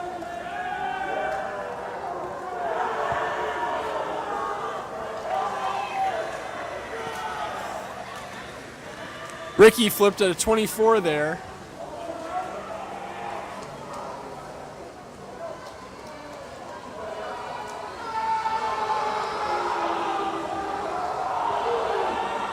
And the Hope boys are really getting behind their boy Ricky here. And he will touch in a 52, followed by Alma's Triplet in a 53-2.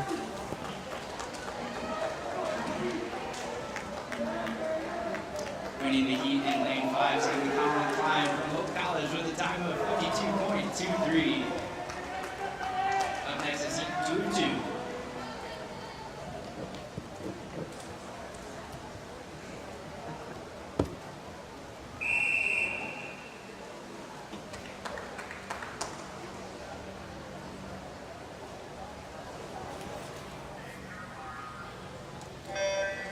In lane 1, Tim Carubas. In lane 2 from Hope College, Andrew Juan. In lane 3 from Hope College, Brayden Beal. In lane 4 from Hope College, Jackson Buell. In lane 5 from Kalamazoo, John Crane. In lane 6 from Hope, Chris Hunsberger. And in lane 7, rounding out the field from Kalamazoo, Matthew Howery.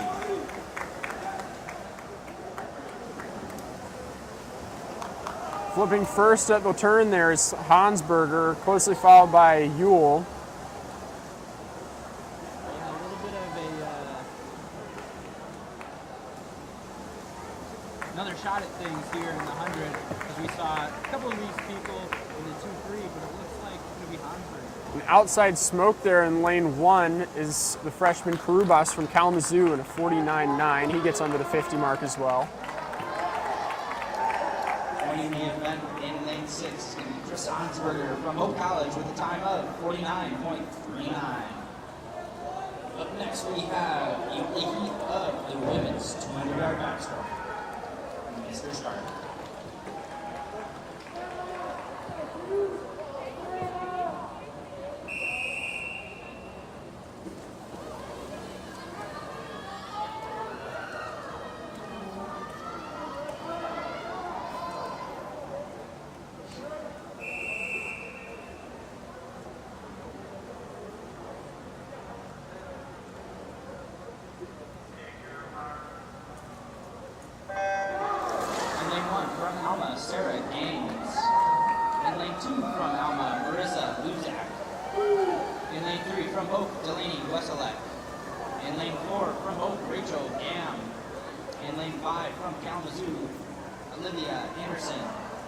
In lane 6 from Hope, Casey Meyer.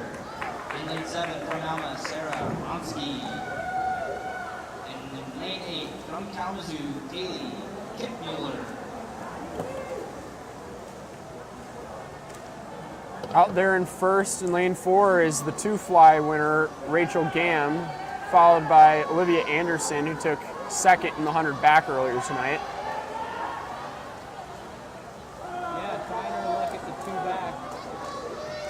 Mantra, got to keep those underwaters and the stroke rate up. Yeah, this one is a lot more difficult to keep the legs going the whole race, so than, in my opinion, any other race in swimming. Well, Dan, you're talking to a backstroker, so I'll take your benefit for it. Gam and Anderson separated by 0.03, followed by Weselick and Meyer. And it looks like the backstroker Anderson is starting to show her experience in this event. Although it is still going to be a close race going to this final 50.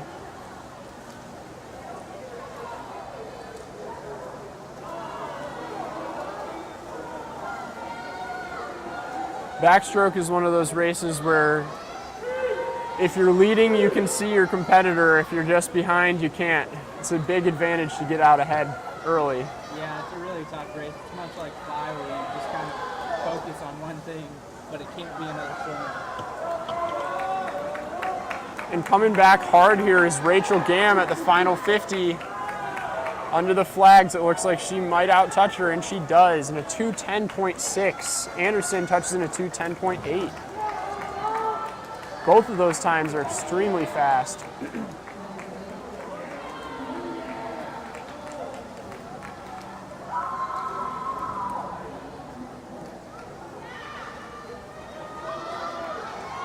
Gamm might have just earned herself the dreaded 2-back, 2-fly double. Love the 2-back. 2-fly, not so much. Winning the event in lane 4 is going to be Rachel Gamm from Hope College with a time of 2:10.62. Up next, we have the men's 200-yard bench.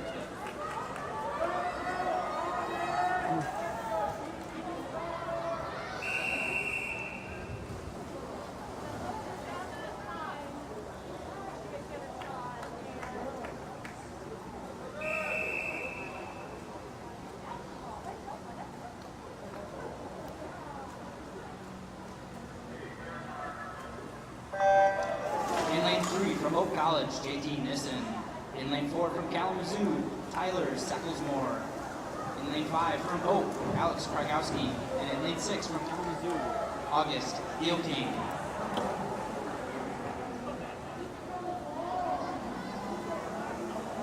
With a really long and smooth stroke leading there in lane 6 is the freshman King for KZoo. He's followed by teammate Sacklesmore.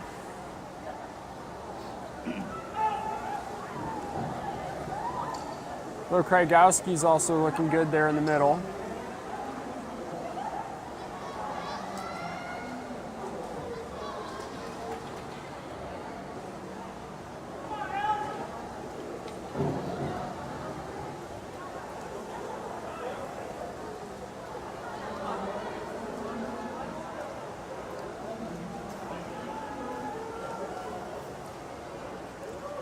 King flipping out a 59.4. Sacklesmore in a minute.3.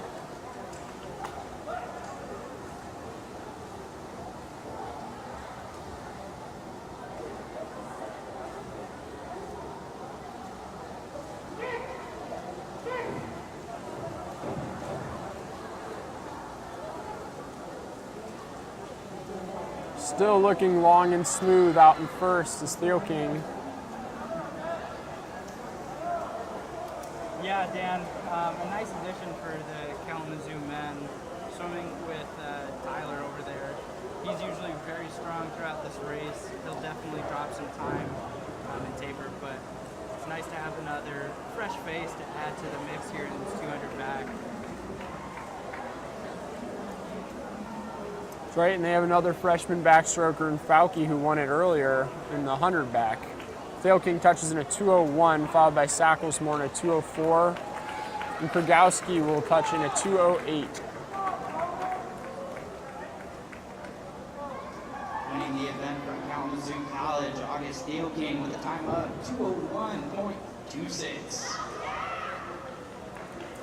Up next, we have heat 1 of 2 of the women's 200-yard breaststroke.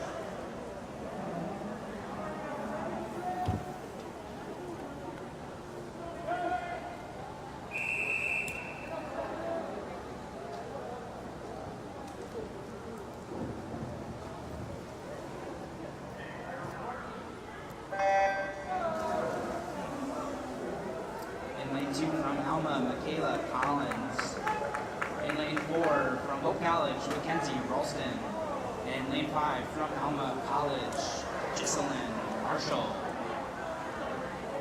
Looks like Collins might be swimming a different stroke than the rest of her competitors, but that's okay.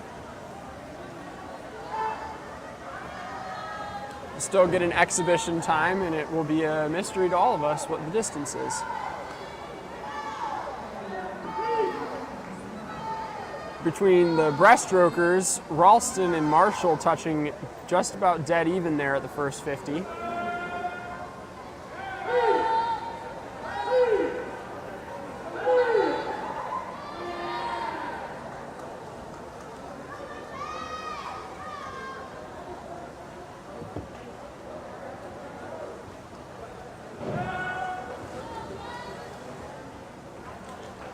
If I had to make a guess, I would assume that this freestyle event was done on purpose. That's why there's a lane separation between Ralston and Collins.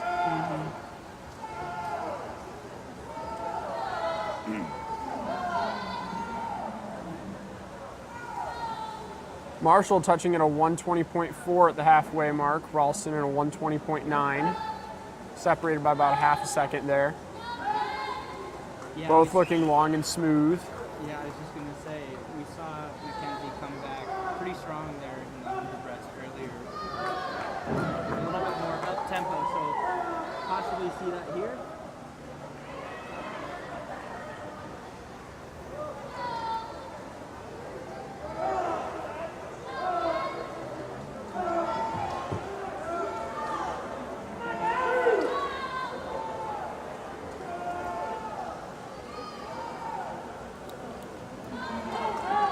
Separated by about 0.4 there, and both splitting a 43.7. Going into their last 50, both at a 204.2 or 204.2 and 204.6. Collins finishes her 200 freestyle in a 218.6 for Alma.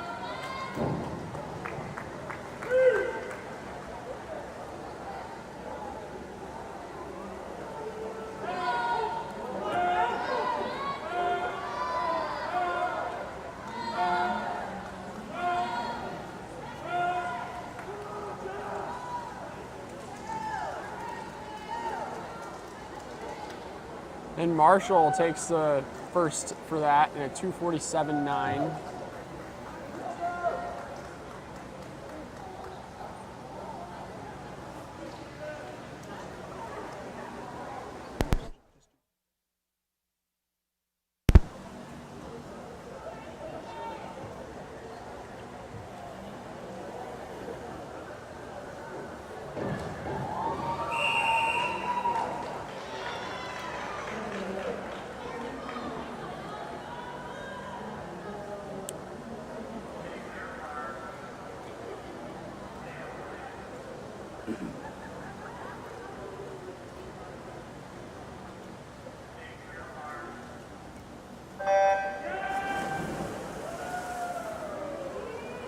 In lane 1 for Alma, Emily Diener. In lane 2 from Hope, Alyssa Potteray. In lane 3 from Alma, Haven Westra. In lane 4 from Hope, Maggie Keegan. In lane 5 from Hope, Alyssa Kirkman. In lane 6 from Alma, Jennifer Ostrowski. In lane 7 from Alma, Allie Diltz. And lane 8 from Kalamazoo, Fiona O'Reilly. Another really strong field here for the Hope and Alma women. Kievit in lane 4 there touches in first at a 34.01 or 09 for that opening 50. She looks like she's taking about 6 strokes per 25 here, really long and smooth. Yeah, that's quite a number in any standard, really.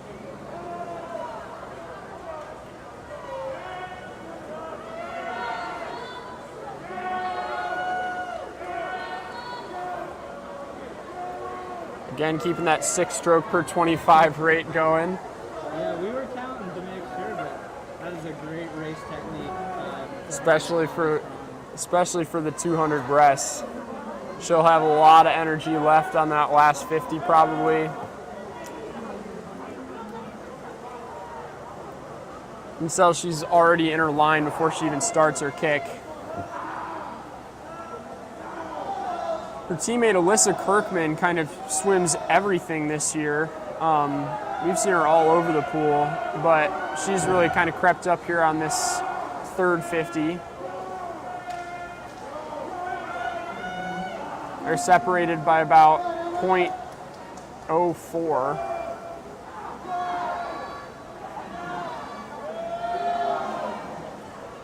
In lane 6, Alma Zastrowski is in third. She is in a tight race with her teammate Westra in lane 3.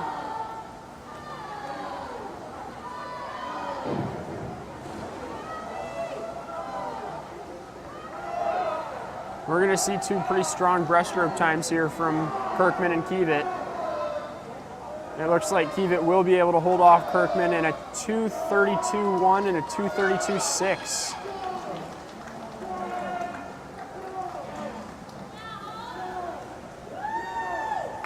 Ostrowski goes 2:39.3 to take third.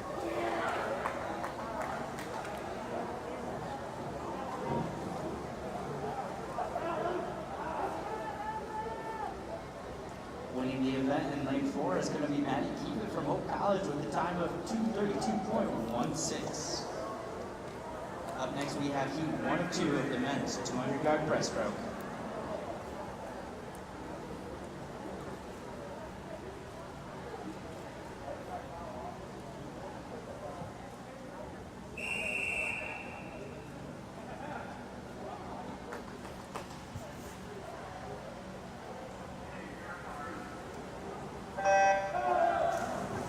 In lane 4 from Alma, Nate Sutton, and his teammate in lane 5, Luke Lawson.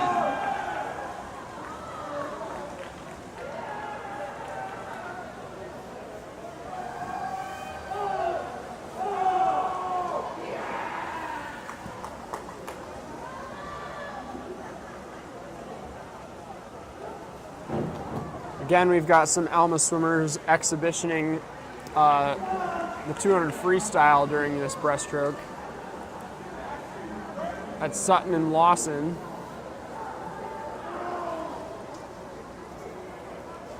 Perhaps wanting to get into this event earlier, but needed a little bit of rest between the mile and the 200 freestyle. Yeah, looking good with the 53.4 out of Nate Sutton. Coming down from his longer events for this. Yes, indeed. That same strong paced stroke rate.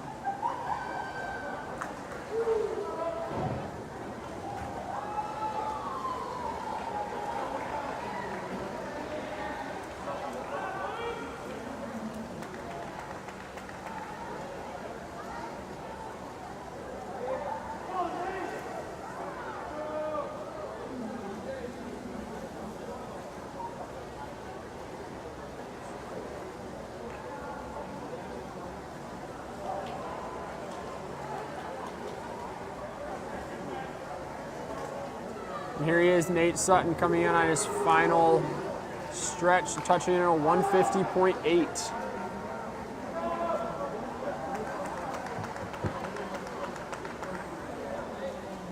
Luke Lawson will get in at the 2-minute .47. Winning the heat is going to be lane 4, Nate Sutton from Alma with a time of 150.85. Up next, we have heat 2 of 2 of the men's 200-yard breaststroke. Mr. Starter. If that were really a 200 breaststroke, we'd be talking about a new Division III record. Yeah, that's true. 150 would be quick. Shoot, a 2-minute would be quick.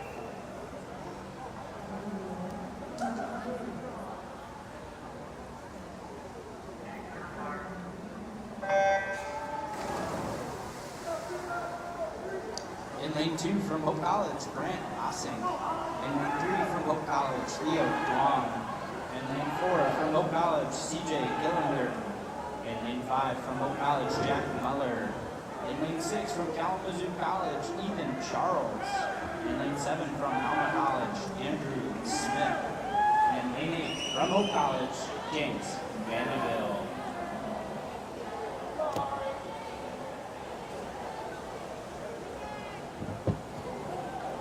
First at the wall there is Gillengerton. Yeah, he proved to be pretty quick last week against Calvin. Yeah, he went a best time by about 3 seconds in that 200 last week. And at 2:15, we'll see if he can get close to the same this week. He's got teammate Jack Muller right next to him.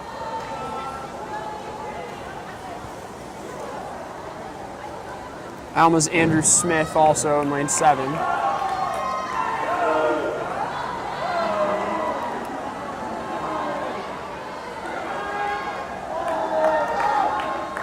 Yeah, Grant Ossink and Theo Dwong in lanes 2 and 3. Usually our distance guys try their hand at a 2 breast. That's right. Gillengurten extending his lead here a little bit. Muller also breaking away from the pack of Charles and Smith.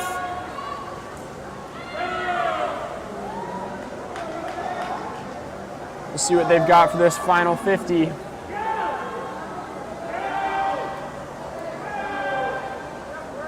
Muller looking pretty good coming down the stretch here.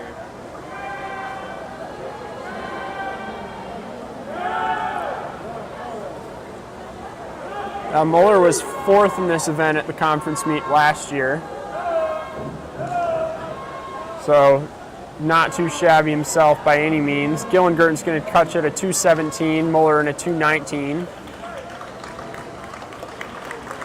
And Alex Smith from Alma in a 2:22 takes 3rd.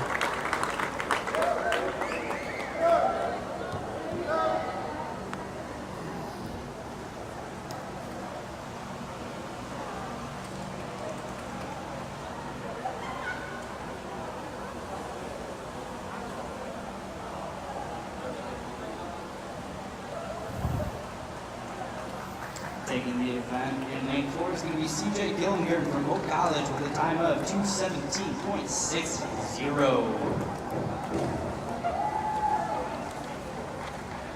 Up next we have the women's 500-yard freestyle. Mr. Starter.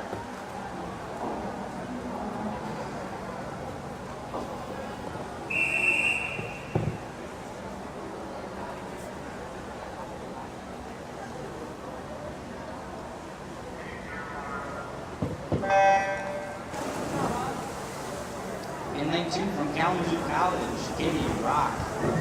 In lane 3 from Hope College, Alexis Nelson. In lane 4 from Kalamazoo, Mary Trimble. In lane 5 from Hope College, Emma Engel. In lane 6 from Hope College, Ashley Geddes. And in lane 7 from Hope College, Paige Toon.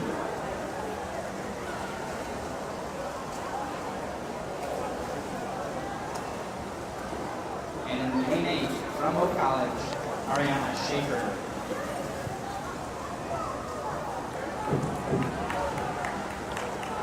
Looks like Coach added one to the list at the last second there. Yeah, we're not really reading that on our heat sheets here. Just gotta roll with the punches.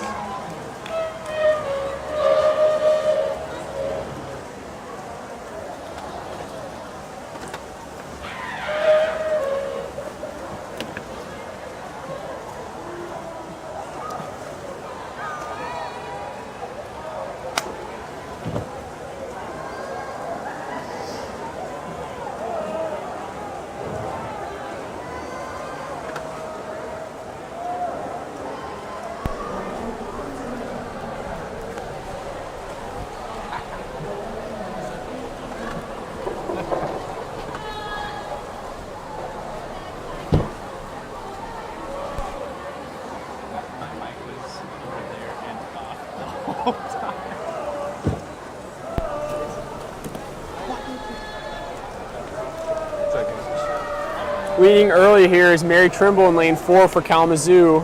She's followed by Alexis Nelson and Emma Engel. Trimble and Engel last year were first and second in that mile race. We saw Trimble go out early and hard and was ahead by quite a bit, and then Engel made her comeback at the very last second. Not nearly as much room in this race to do that.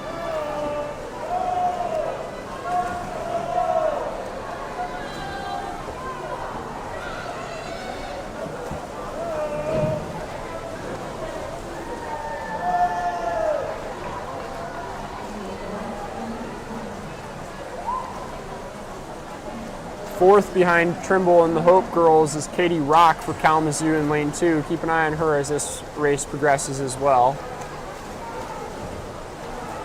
Looks like Trimble's built herself a 4-second lead here.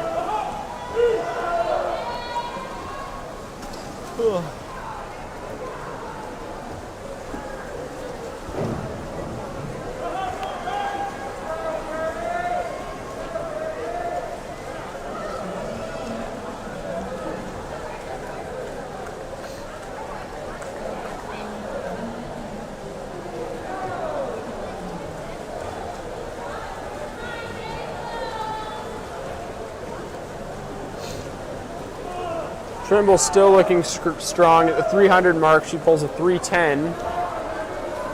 Engel at a 314 still. Still holding about 4 seconds back now.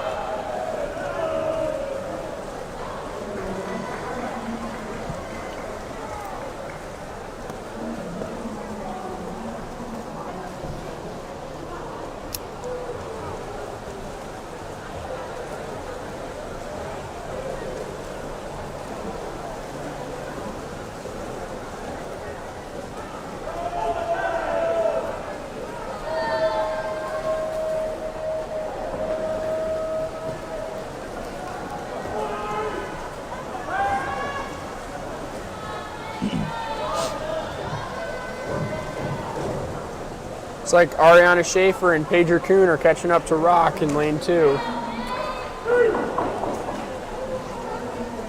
Tell you what, Dan, coming from the mile into this, feels like it's done in 2 seconds. It really does. They're flying by here.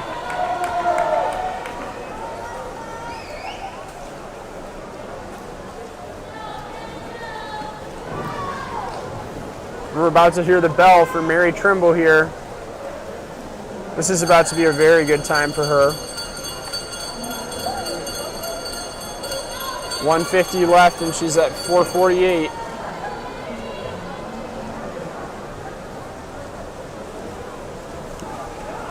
Engel has 150 now and a 454, as well as teammate Alexis Nelson in a 457.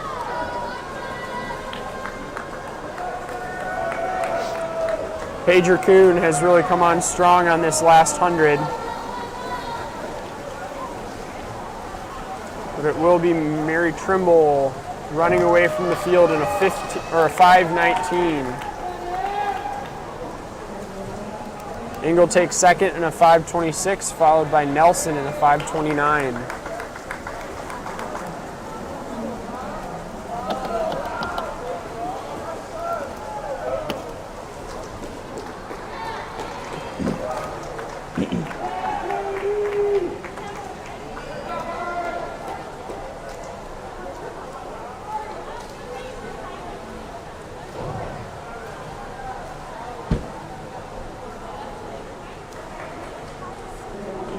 Winning the event in lane 4 is going to be Mary Trimble from Kalamazoo College with a time of 5:19.53. Up next we have the men's 500-yard freestyle.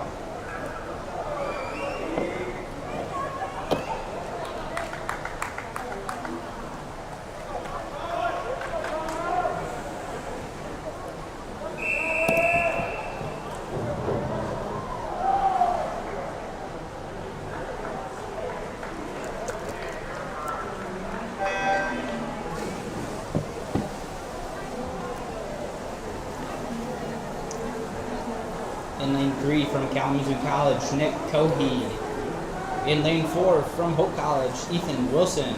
And joining him in lane 5 from Hope College, Riley LeGrand. Not a ton of people wanted to swim the 5 today, Dan. I can't imagine why. Looks like the coaches are only treating us to 3 lucky contestants.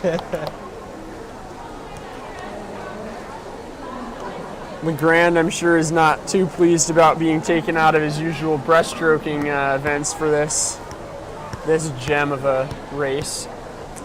Couldn't have said it better myself, Dan. This is a gem. Hidden. Speaking of hidden gems, I'd like to go back to our hair conversation. We have since been reminded that there is a third contestant for best hairdo in the MIAA. Assistant coach for Calvin, Grant Anger, would also like to throw his hat in the mix. And man, that hat really is holding something down. He's got some luscious locks. Yeah, what he does have, the Hope and Kalamazoo coaches do not have, is that luscious sunshine flow that is blonde. Yeah, he's got a little bit more curl to it too, I believe. Definitely throwing some diversity into the conversation of best flow out of the coaches. Rookie of the year, perhaps, in the coaching ranks? Who knows? Dare I say.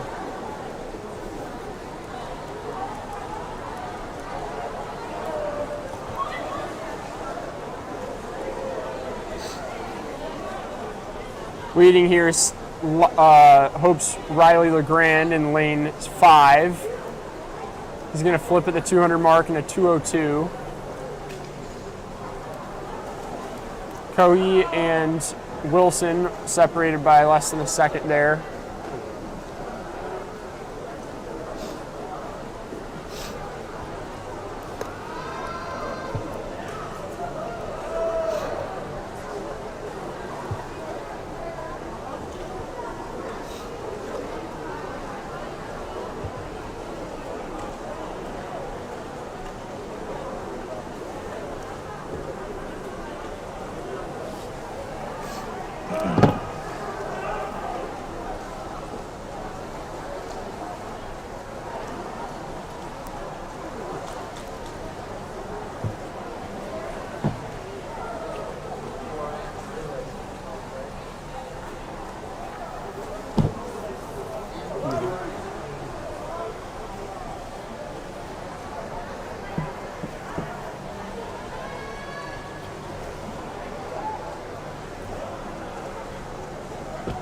Still holding strong there is Hope's LeGrand at a 3:06.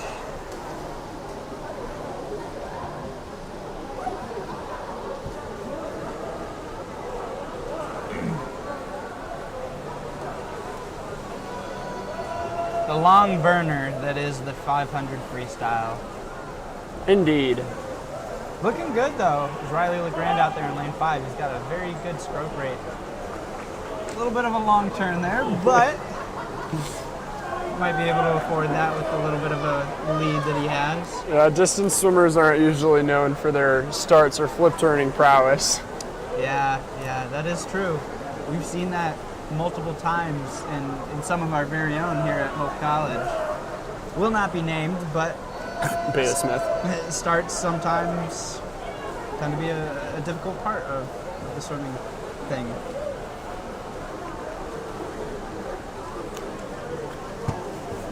As Coach Patnott once infamously said, horizontal entries. I think he was referring to diving there, Dan. Equally bad idea. Once again.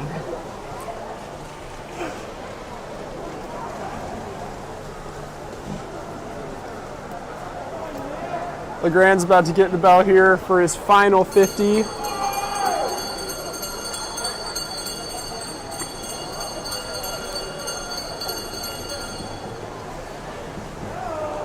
And he's really turning on the legs here. Either he didn't know the bell was coming that soon or he was saving up way too much for that last 50. But he's going to have a real fast final 50 here. Yeah, wow. Coach is not going to be happy. That's for sure. Well, it's an off event. It's a learning experience. And learning he will with a 28.4. He split about 4 seconds faster than he was that whole race on that final 50. I can only imagine the stern talking to that he's going to get as Tabor stares him down. That'll be a fun convo, for sure. Coe touches in second in a 5:26.6, and Wilson in a 5:32.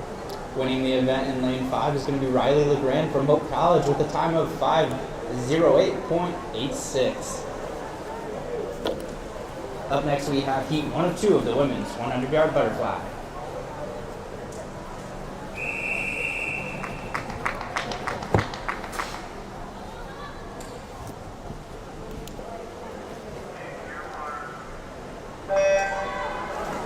In lane 3 from Alma College, Madison Humphrey. In lane 4 from Kalamazoo College, Katie Gearlat. And in lane 5 from Alma, Michaela Perrier.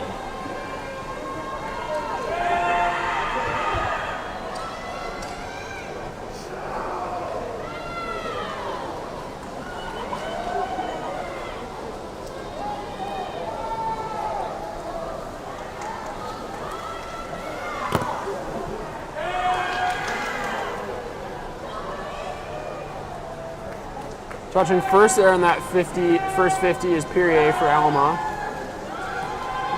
Humphrey's in second.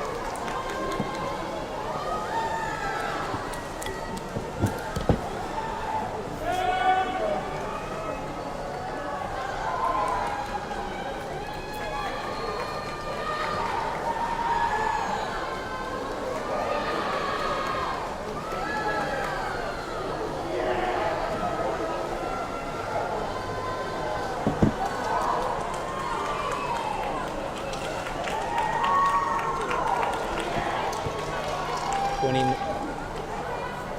the heat in lane 5 is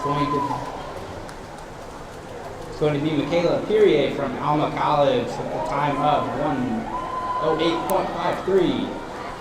Up next, heat 2 of 2.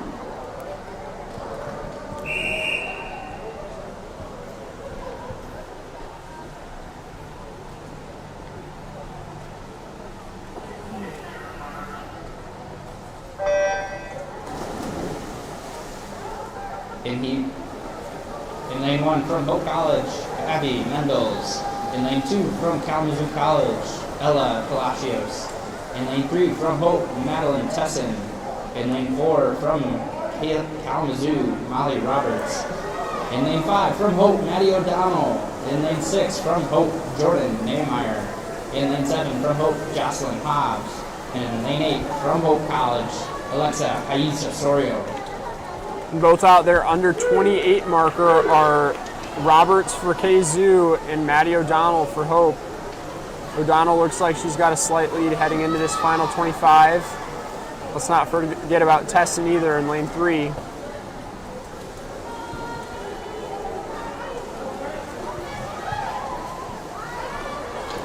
O'Donnell is another one of those freshmen on the women's side for Hope that can swim just about anything, touching in a 58.0 there.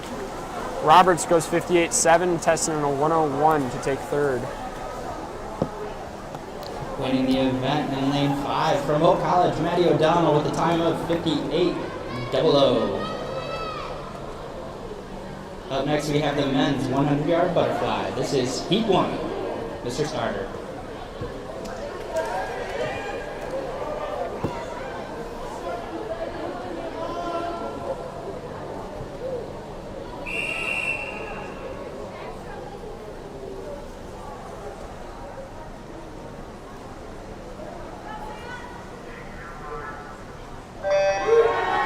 In lane 3 from Hope College, Benjamin Dubé. In lane 4 from Hope College, Andrew Juan. In lane 5 from Hope College, Jackson Buell. And in lane 6 from Alma, Sam Bjordal.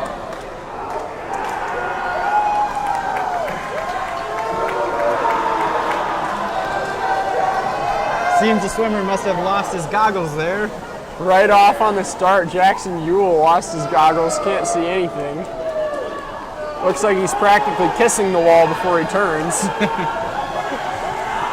You can definitely hear the crowd into this one, Dan. Dwanski for Hope out in lane 4 is in first, followed by Dubé. Then Bjordal.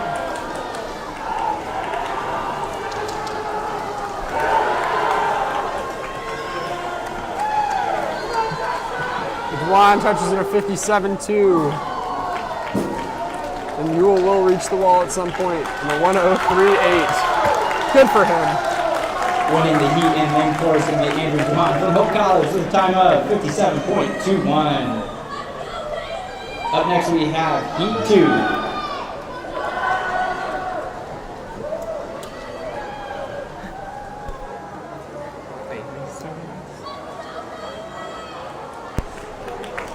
Ladies and gentlemen, you can obviously hear and feel the attention that we're getting right now from the crowd.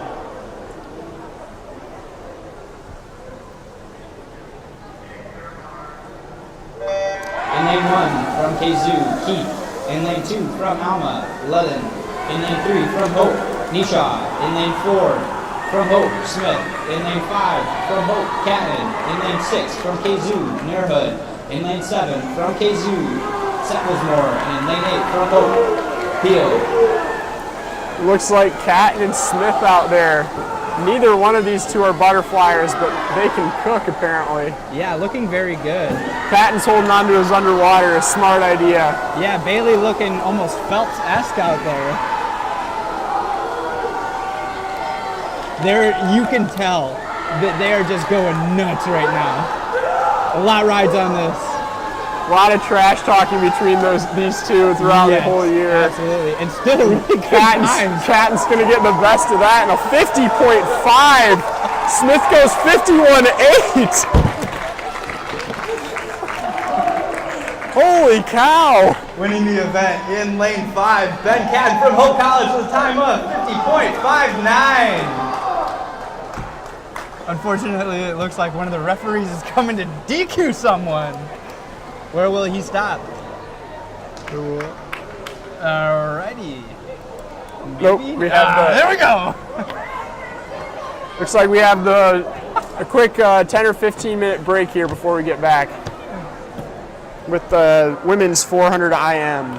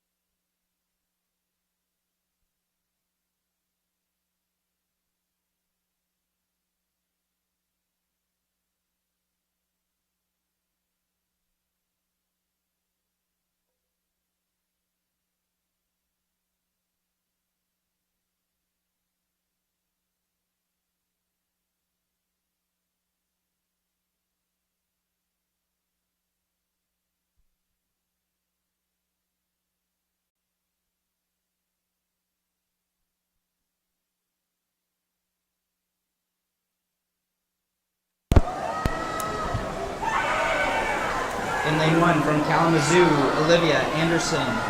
In lane 2 from Kalamazoo, Ryan Drew. In lane 3 from Hope College, Alyssa Kirkman. In lane 4 from Hope, Emma Shafer. In lane 5 from Hope, Aubrey East.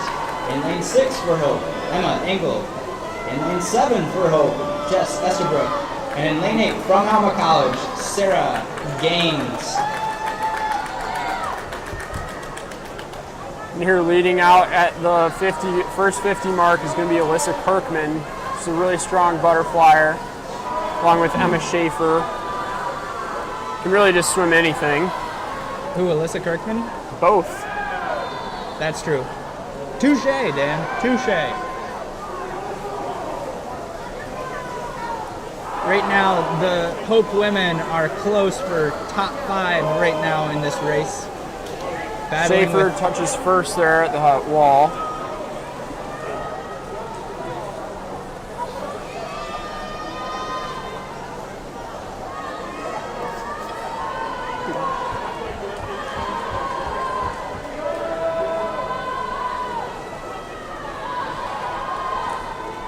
Kalamazoo's Ryan Drew and Olivia Anderson in lane 1 and 2 are trying to chase down Aubrey East and Jess Estabrook of Hope.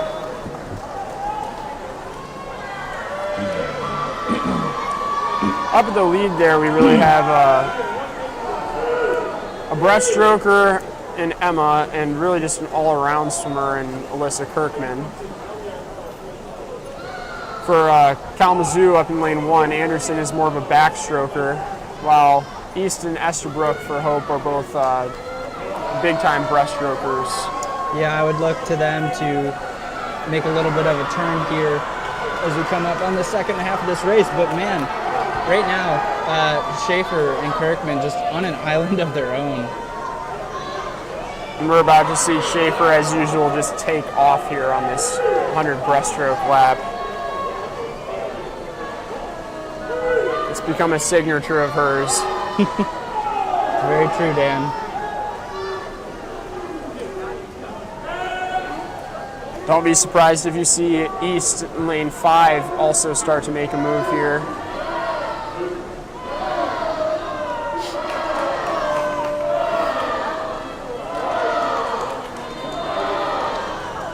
Kirkman in lane 3 is no scrub in the breaststroke, so she just went a 2:32 earlier today in the 2 breaststroke. Really strong time. Yeah, a lot like of times places top 8 at conference meet. Yeah, like you said, Dan, she's just an all-around swimmer. Really, you can throw her in just about anything and she'll wow you. Coach's dream to have on each team. She's definitely also working on the bleeding here. She's only 2 seconds off of a split, of that breaststroke split from Emma, so doing well, kind of mitigating the risk here. And it is still Shafer then Kirkman, with Estabrook and East both pulling ahead of the rest of the field. Estabrook has a slight lead for 3rd over East. And Kirkman did really great job on that 100 breast there, Dan. She only got outsplit by about 2.5 seconds. Yeah, not an easy feat. Not at all, especially from Emma Shafer here. I think 2 years ago in this pool we saw Emma outsplit her competition by about 8 seconds on the breaststroke leg. Go from 2 body lengths behind to 2 body lengths ahead. Yeah, I definitely wouldn't doubt it, that's for sure. Coming into this final home stretch here.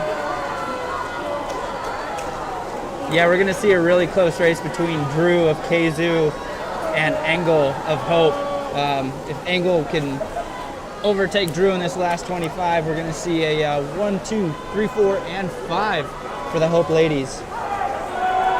And Shafer is going to finish in a 4:43.2, followed by Kirkman in a 4:48, Estabrook in a 4:51.2, and East in a 4:53. And just like that, the Hope ladies take 1 through 5.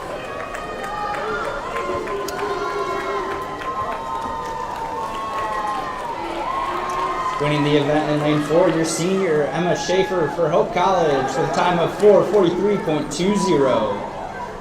Up next, we have heat 1 of 2 of the men's 400-yard IM.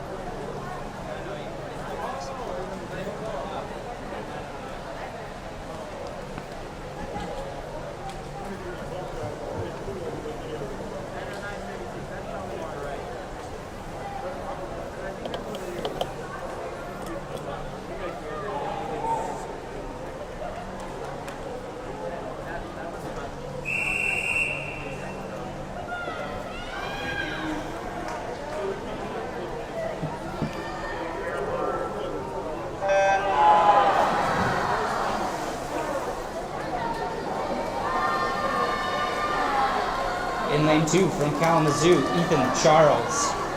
In lane 4 from Hope College, Brent Ossink. In lane 5 from Hope College, Colin Klein. And in lane 6 from Alma, Sam Bjordahl.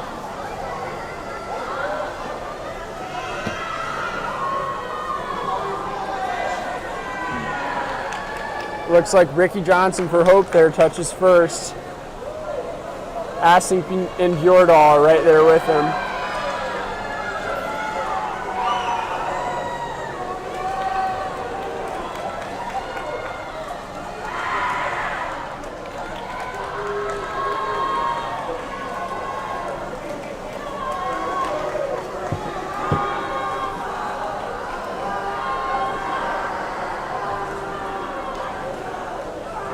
Ossink wants to get that butterfly leg over fast. He even split that 100 fly.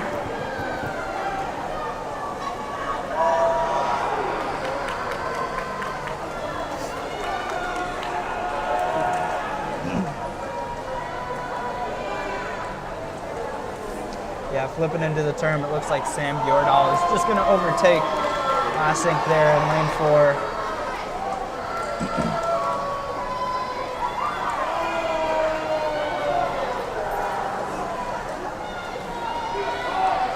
Look out for Ethan Charles up in lane 2. Looks like he's got some backstroking chops. What do you think, resident backstroker? I dare not say anything for the 4IM. If I say anything, it's going to be like swimming a 2 back, I guess. Honestly, I've never done it, Dan, so I don't know how I would. You never swam in 200 or 400 IM? Never in my life. Lucky boy. Never got the good graces of the Lord to help me through that one. Or the proper knee replacement you would require, I think. Yeah, that too. The Hope men touch at the same point. Ethan Charles has opened up a big lead up in lane 2.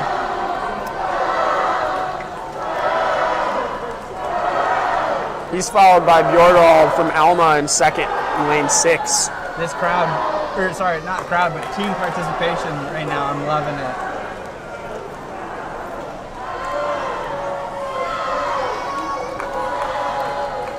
Yeah, Alma's throwing their full weight of their cheering section behind their champion here.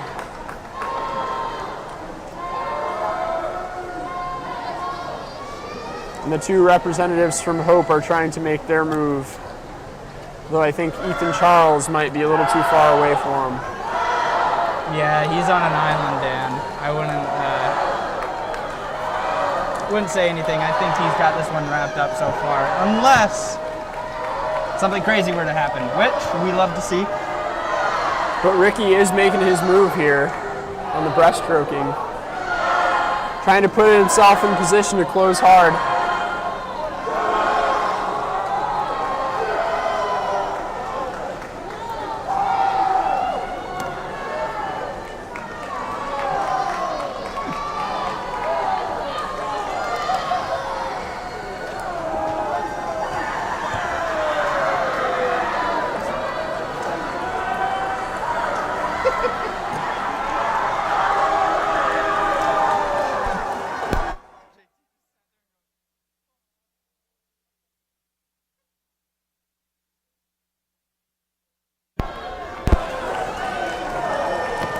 Here we go with Charles heading into his final 50 at a 4:05. Assing in second, about 12 seconds back.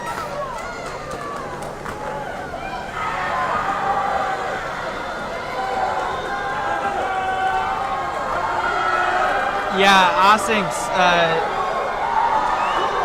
he's looking really good so far. His plans are definitely falling into what he does here in the 5 and experience and whatnot, but he is loving it. And Charles finishes first in a 4:36. Assink will be at a 4:47. Yordall in a 4:50 and Colin Klein at 4:51. Weighing the heat is Ethan Charles from Kalamazoo College with a time of 4:36.7. Up next is heat 2 of 2, Mr. Starter.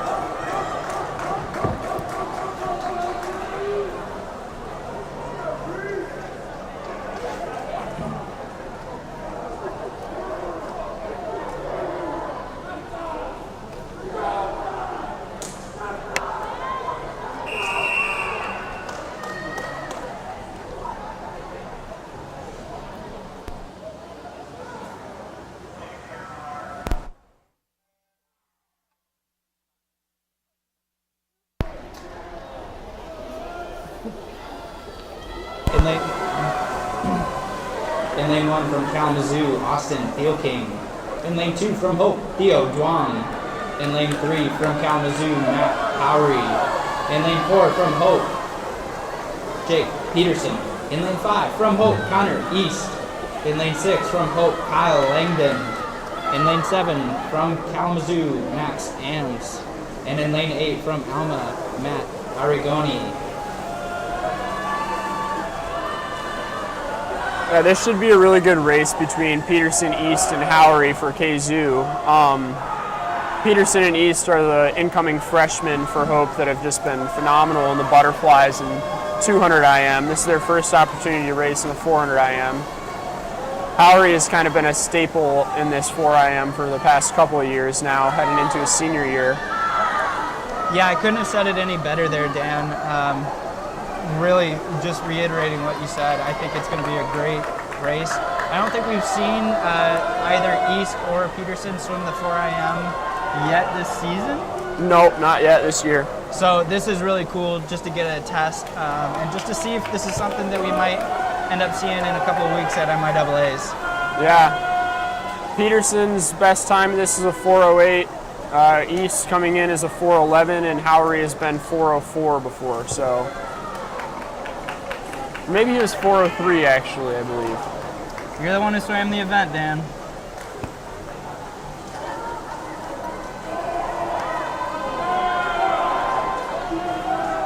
Howery's more of a breaststroker, so we'll probably see him make a move here on this 100 breaststroke leg coming up here.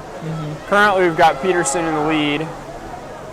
And keep an eye on Fail King out there in lane 1, keeping up with all the leaders. Yeah, I suspect Howery to start making his move right here, showing his experience. Also, don't forget about lane 6, Langdon. He is a breaststroker, so he might capitalize here.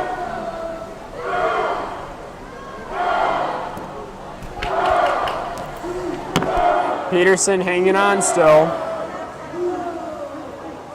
but just barely. Howery is indeed creeping up.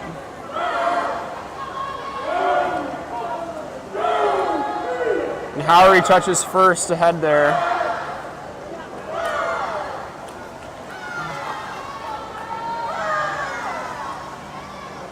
Theo King up ahead of Connor East. He is solidly in third place now. The Kalamazoo boys moving into first and third.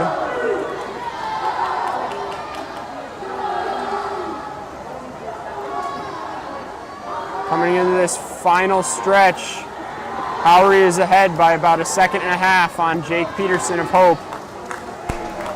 Thale King's leading by about 2 seconds on Connor East. Yeah, Jake Peterson looks pretty strong here. I'm hoping that he'll be able to come back a little bit on Howery. We will see a really close finish for third between East and Thale King, though.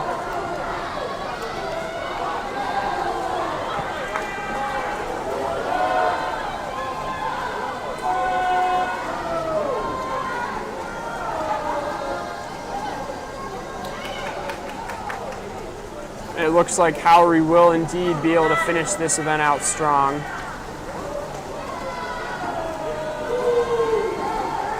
Jake Peterson should hold on for second place. And Howery touches in a 4:16.7, followed by Peterson at a 4:20.1, Thale King in a 4:22, and East in a 4:24.1.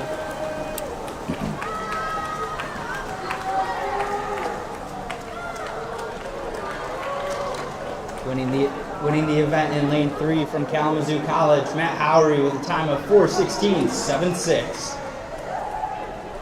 Up next, we have heat 1 of 2 of the women's 200-yard freestyle relay.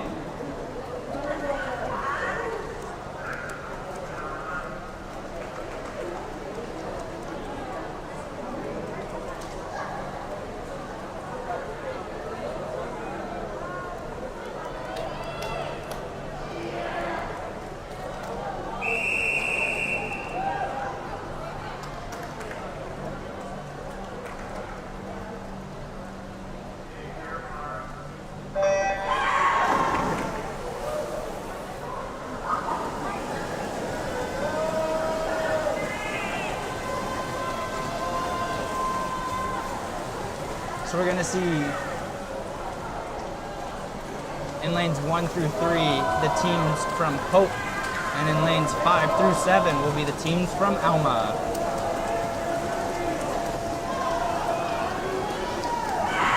And Hope's B relay touching in first there, 25-7 leadoff. It looks like that's Maggie Horner.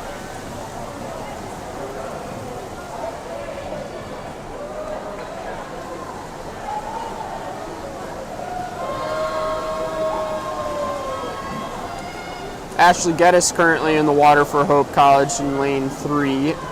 Abby Taylor just handed off to her teammate Lily Brown. And it looks like the Hope C relay has overtaken first.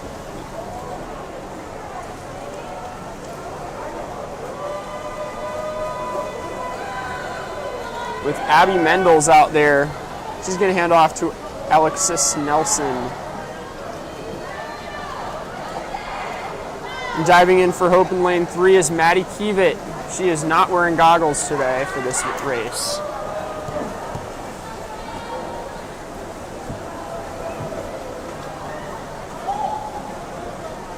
Should be a good time regardless. Hitting the home stretch here, Alexis Nelson. She's going to touch the wall on a 142.8. 24.4 split for her. That's a good time. Alma takes third and fourth.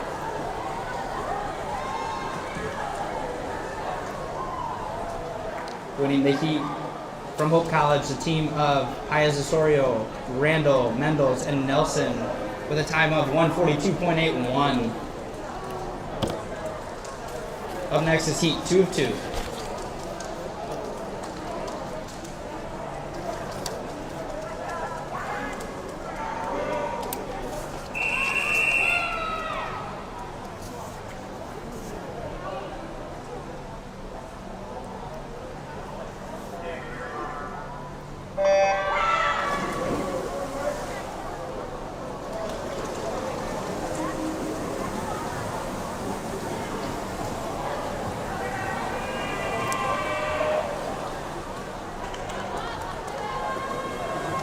We've got a really strong crop of sprinters leading off here with Allison Brown for the Scots, Camila Mizra for Kalamazoo, and Delaney Westlick for Hope in lane 6. Mizra touches first in 25.4. The Scots and Dutch women were 0.2 behind.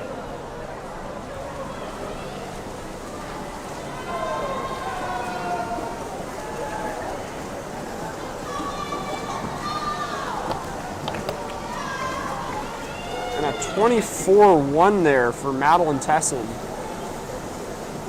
Put Hope solidly in the lead.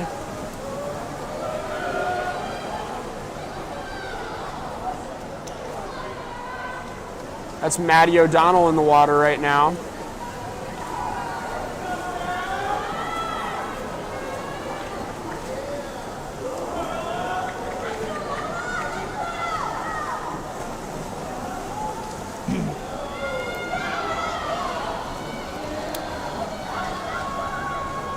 And the anchor for Kalamazoo is Farrell Gazal. She's trying to chase down Rachel Gam for Hope.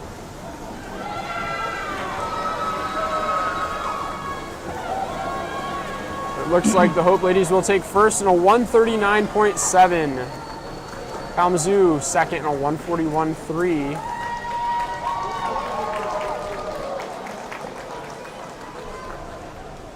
Winning the event, the team from Hope College in lane 6 of Wesselek, Tesson, O'Donnell, and Gam with a time of 139.70. Up next is heat 1 of 2 of the men's 200-yard freestyle relay.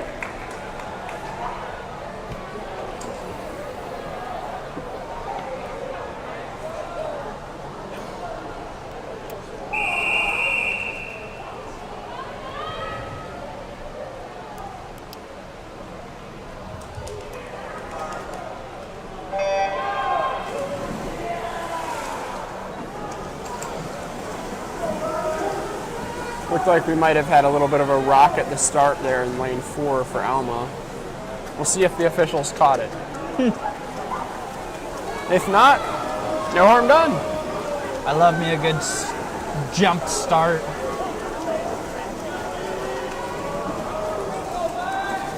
You know, the irony of false starts in swimming, unless they're off of a relay start, they often make you the last person off the block. That's fair. That's fair. Except for a certain instance 2 years ago in this exact same pool on a leadoff for a certain relay. I have the picture stuck in my mind, Dan. A picture worth 1,000 words for sure. Hope's B relay here is really cooking ahead. In the water right now, handing off to Bailey Smith. That's Jack Muller.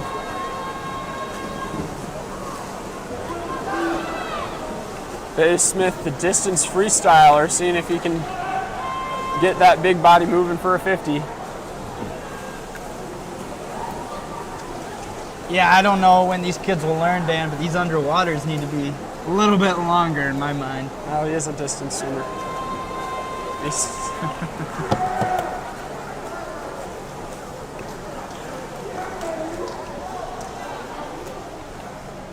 Anchoring quickly there for Alma in lane 4 was Andrew Ludden. He out-touched Hope's D relay. Winning the heat in lane 6 is going to be the team from Hope of Peel, Hansberger, Muller, and Smith with a time of 130.81. This is heat 2 of 2 of the men's 200-yard freestyle relay, the last event of the night.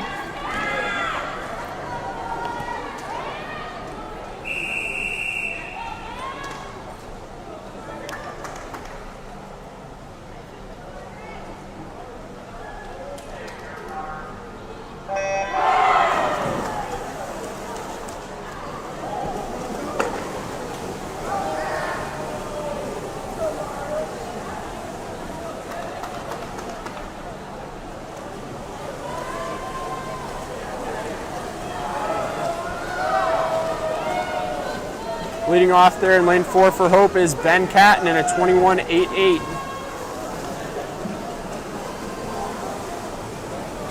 He hands off to fellow freshman Ben Dubé from all the way over in Nebraska. It's like Yeah. Kalamazoo's not going to go away, though. Yeah, this has always been a really close race between Hope and Kazoo. It doesn't matter if the final score is not close. If you don't win the final relay, then we don't want to hear it. Couldn't have said it better. Looks like Krugowski for Hope out in lane 4 is going to hand off to JT Nissen. That's Nick Nairhood handing off to Ty Sacklesmore for Kalamazoo College in lane 6. Krugowski does his job.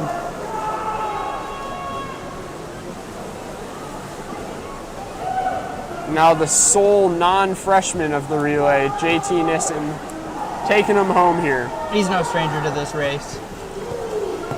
Don't we all love a good 50? And a 21-7 for JT Nissen to end that.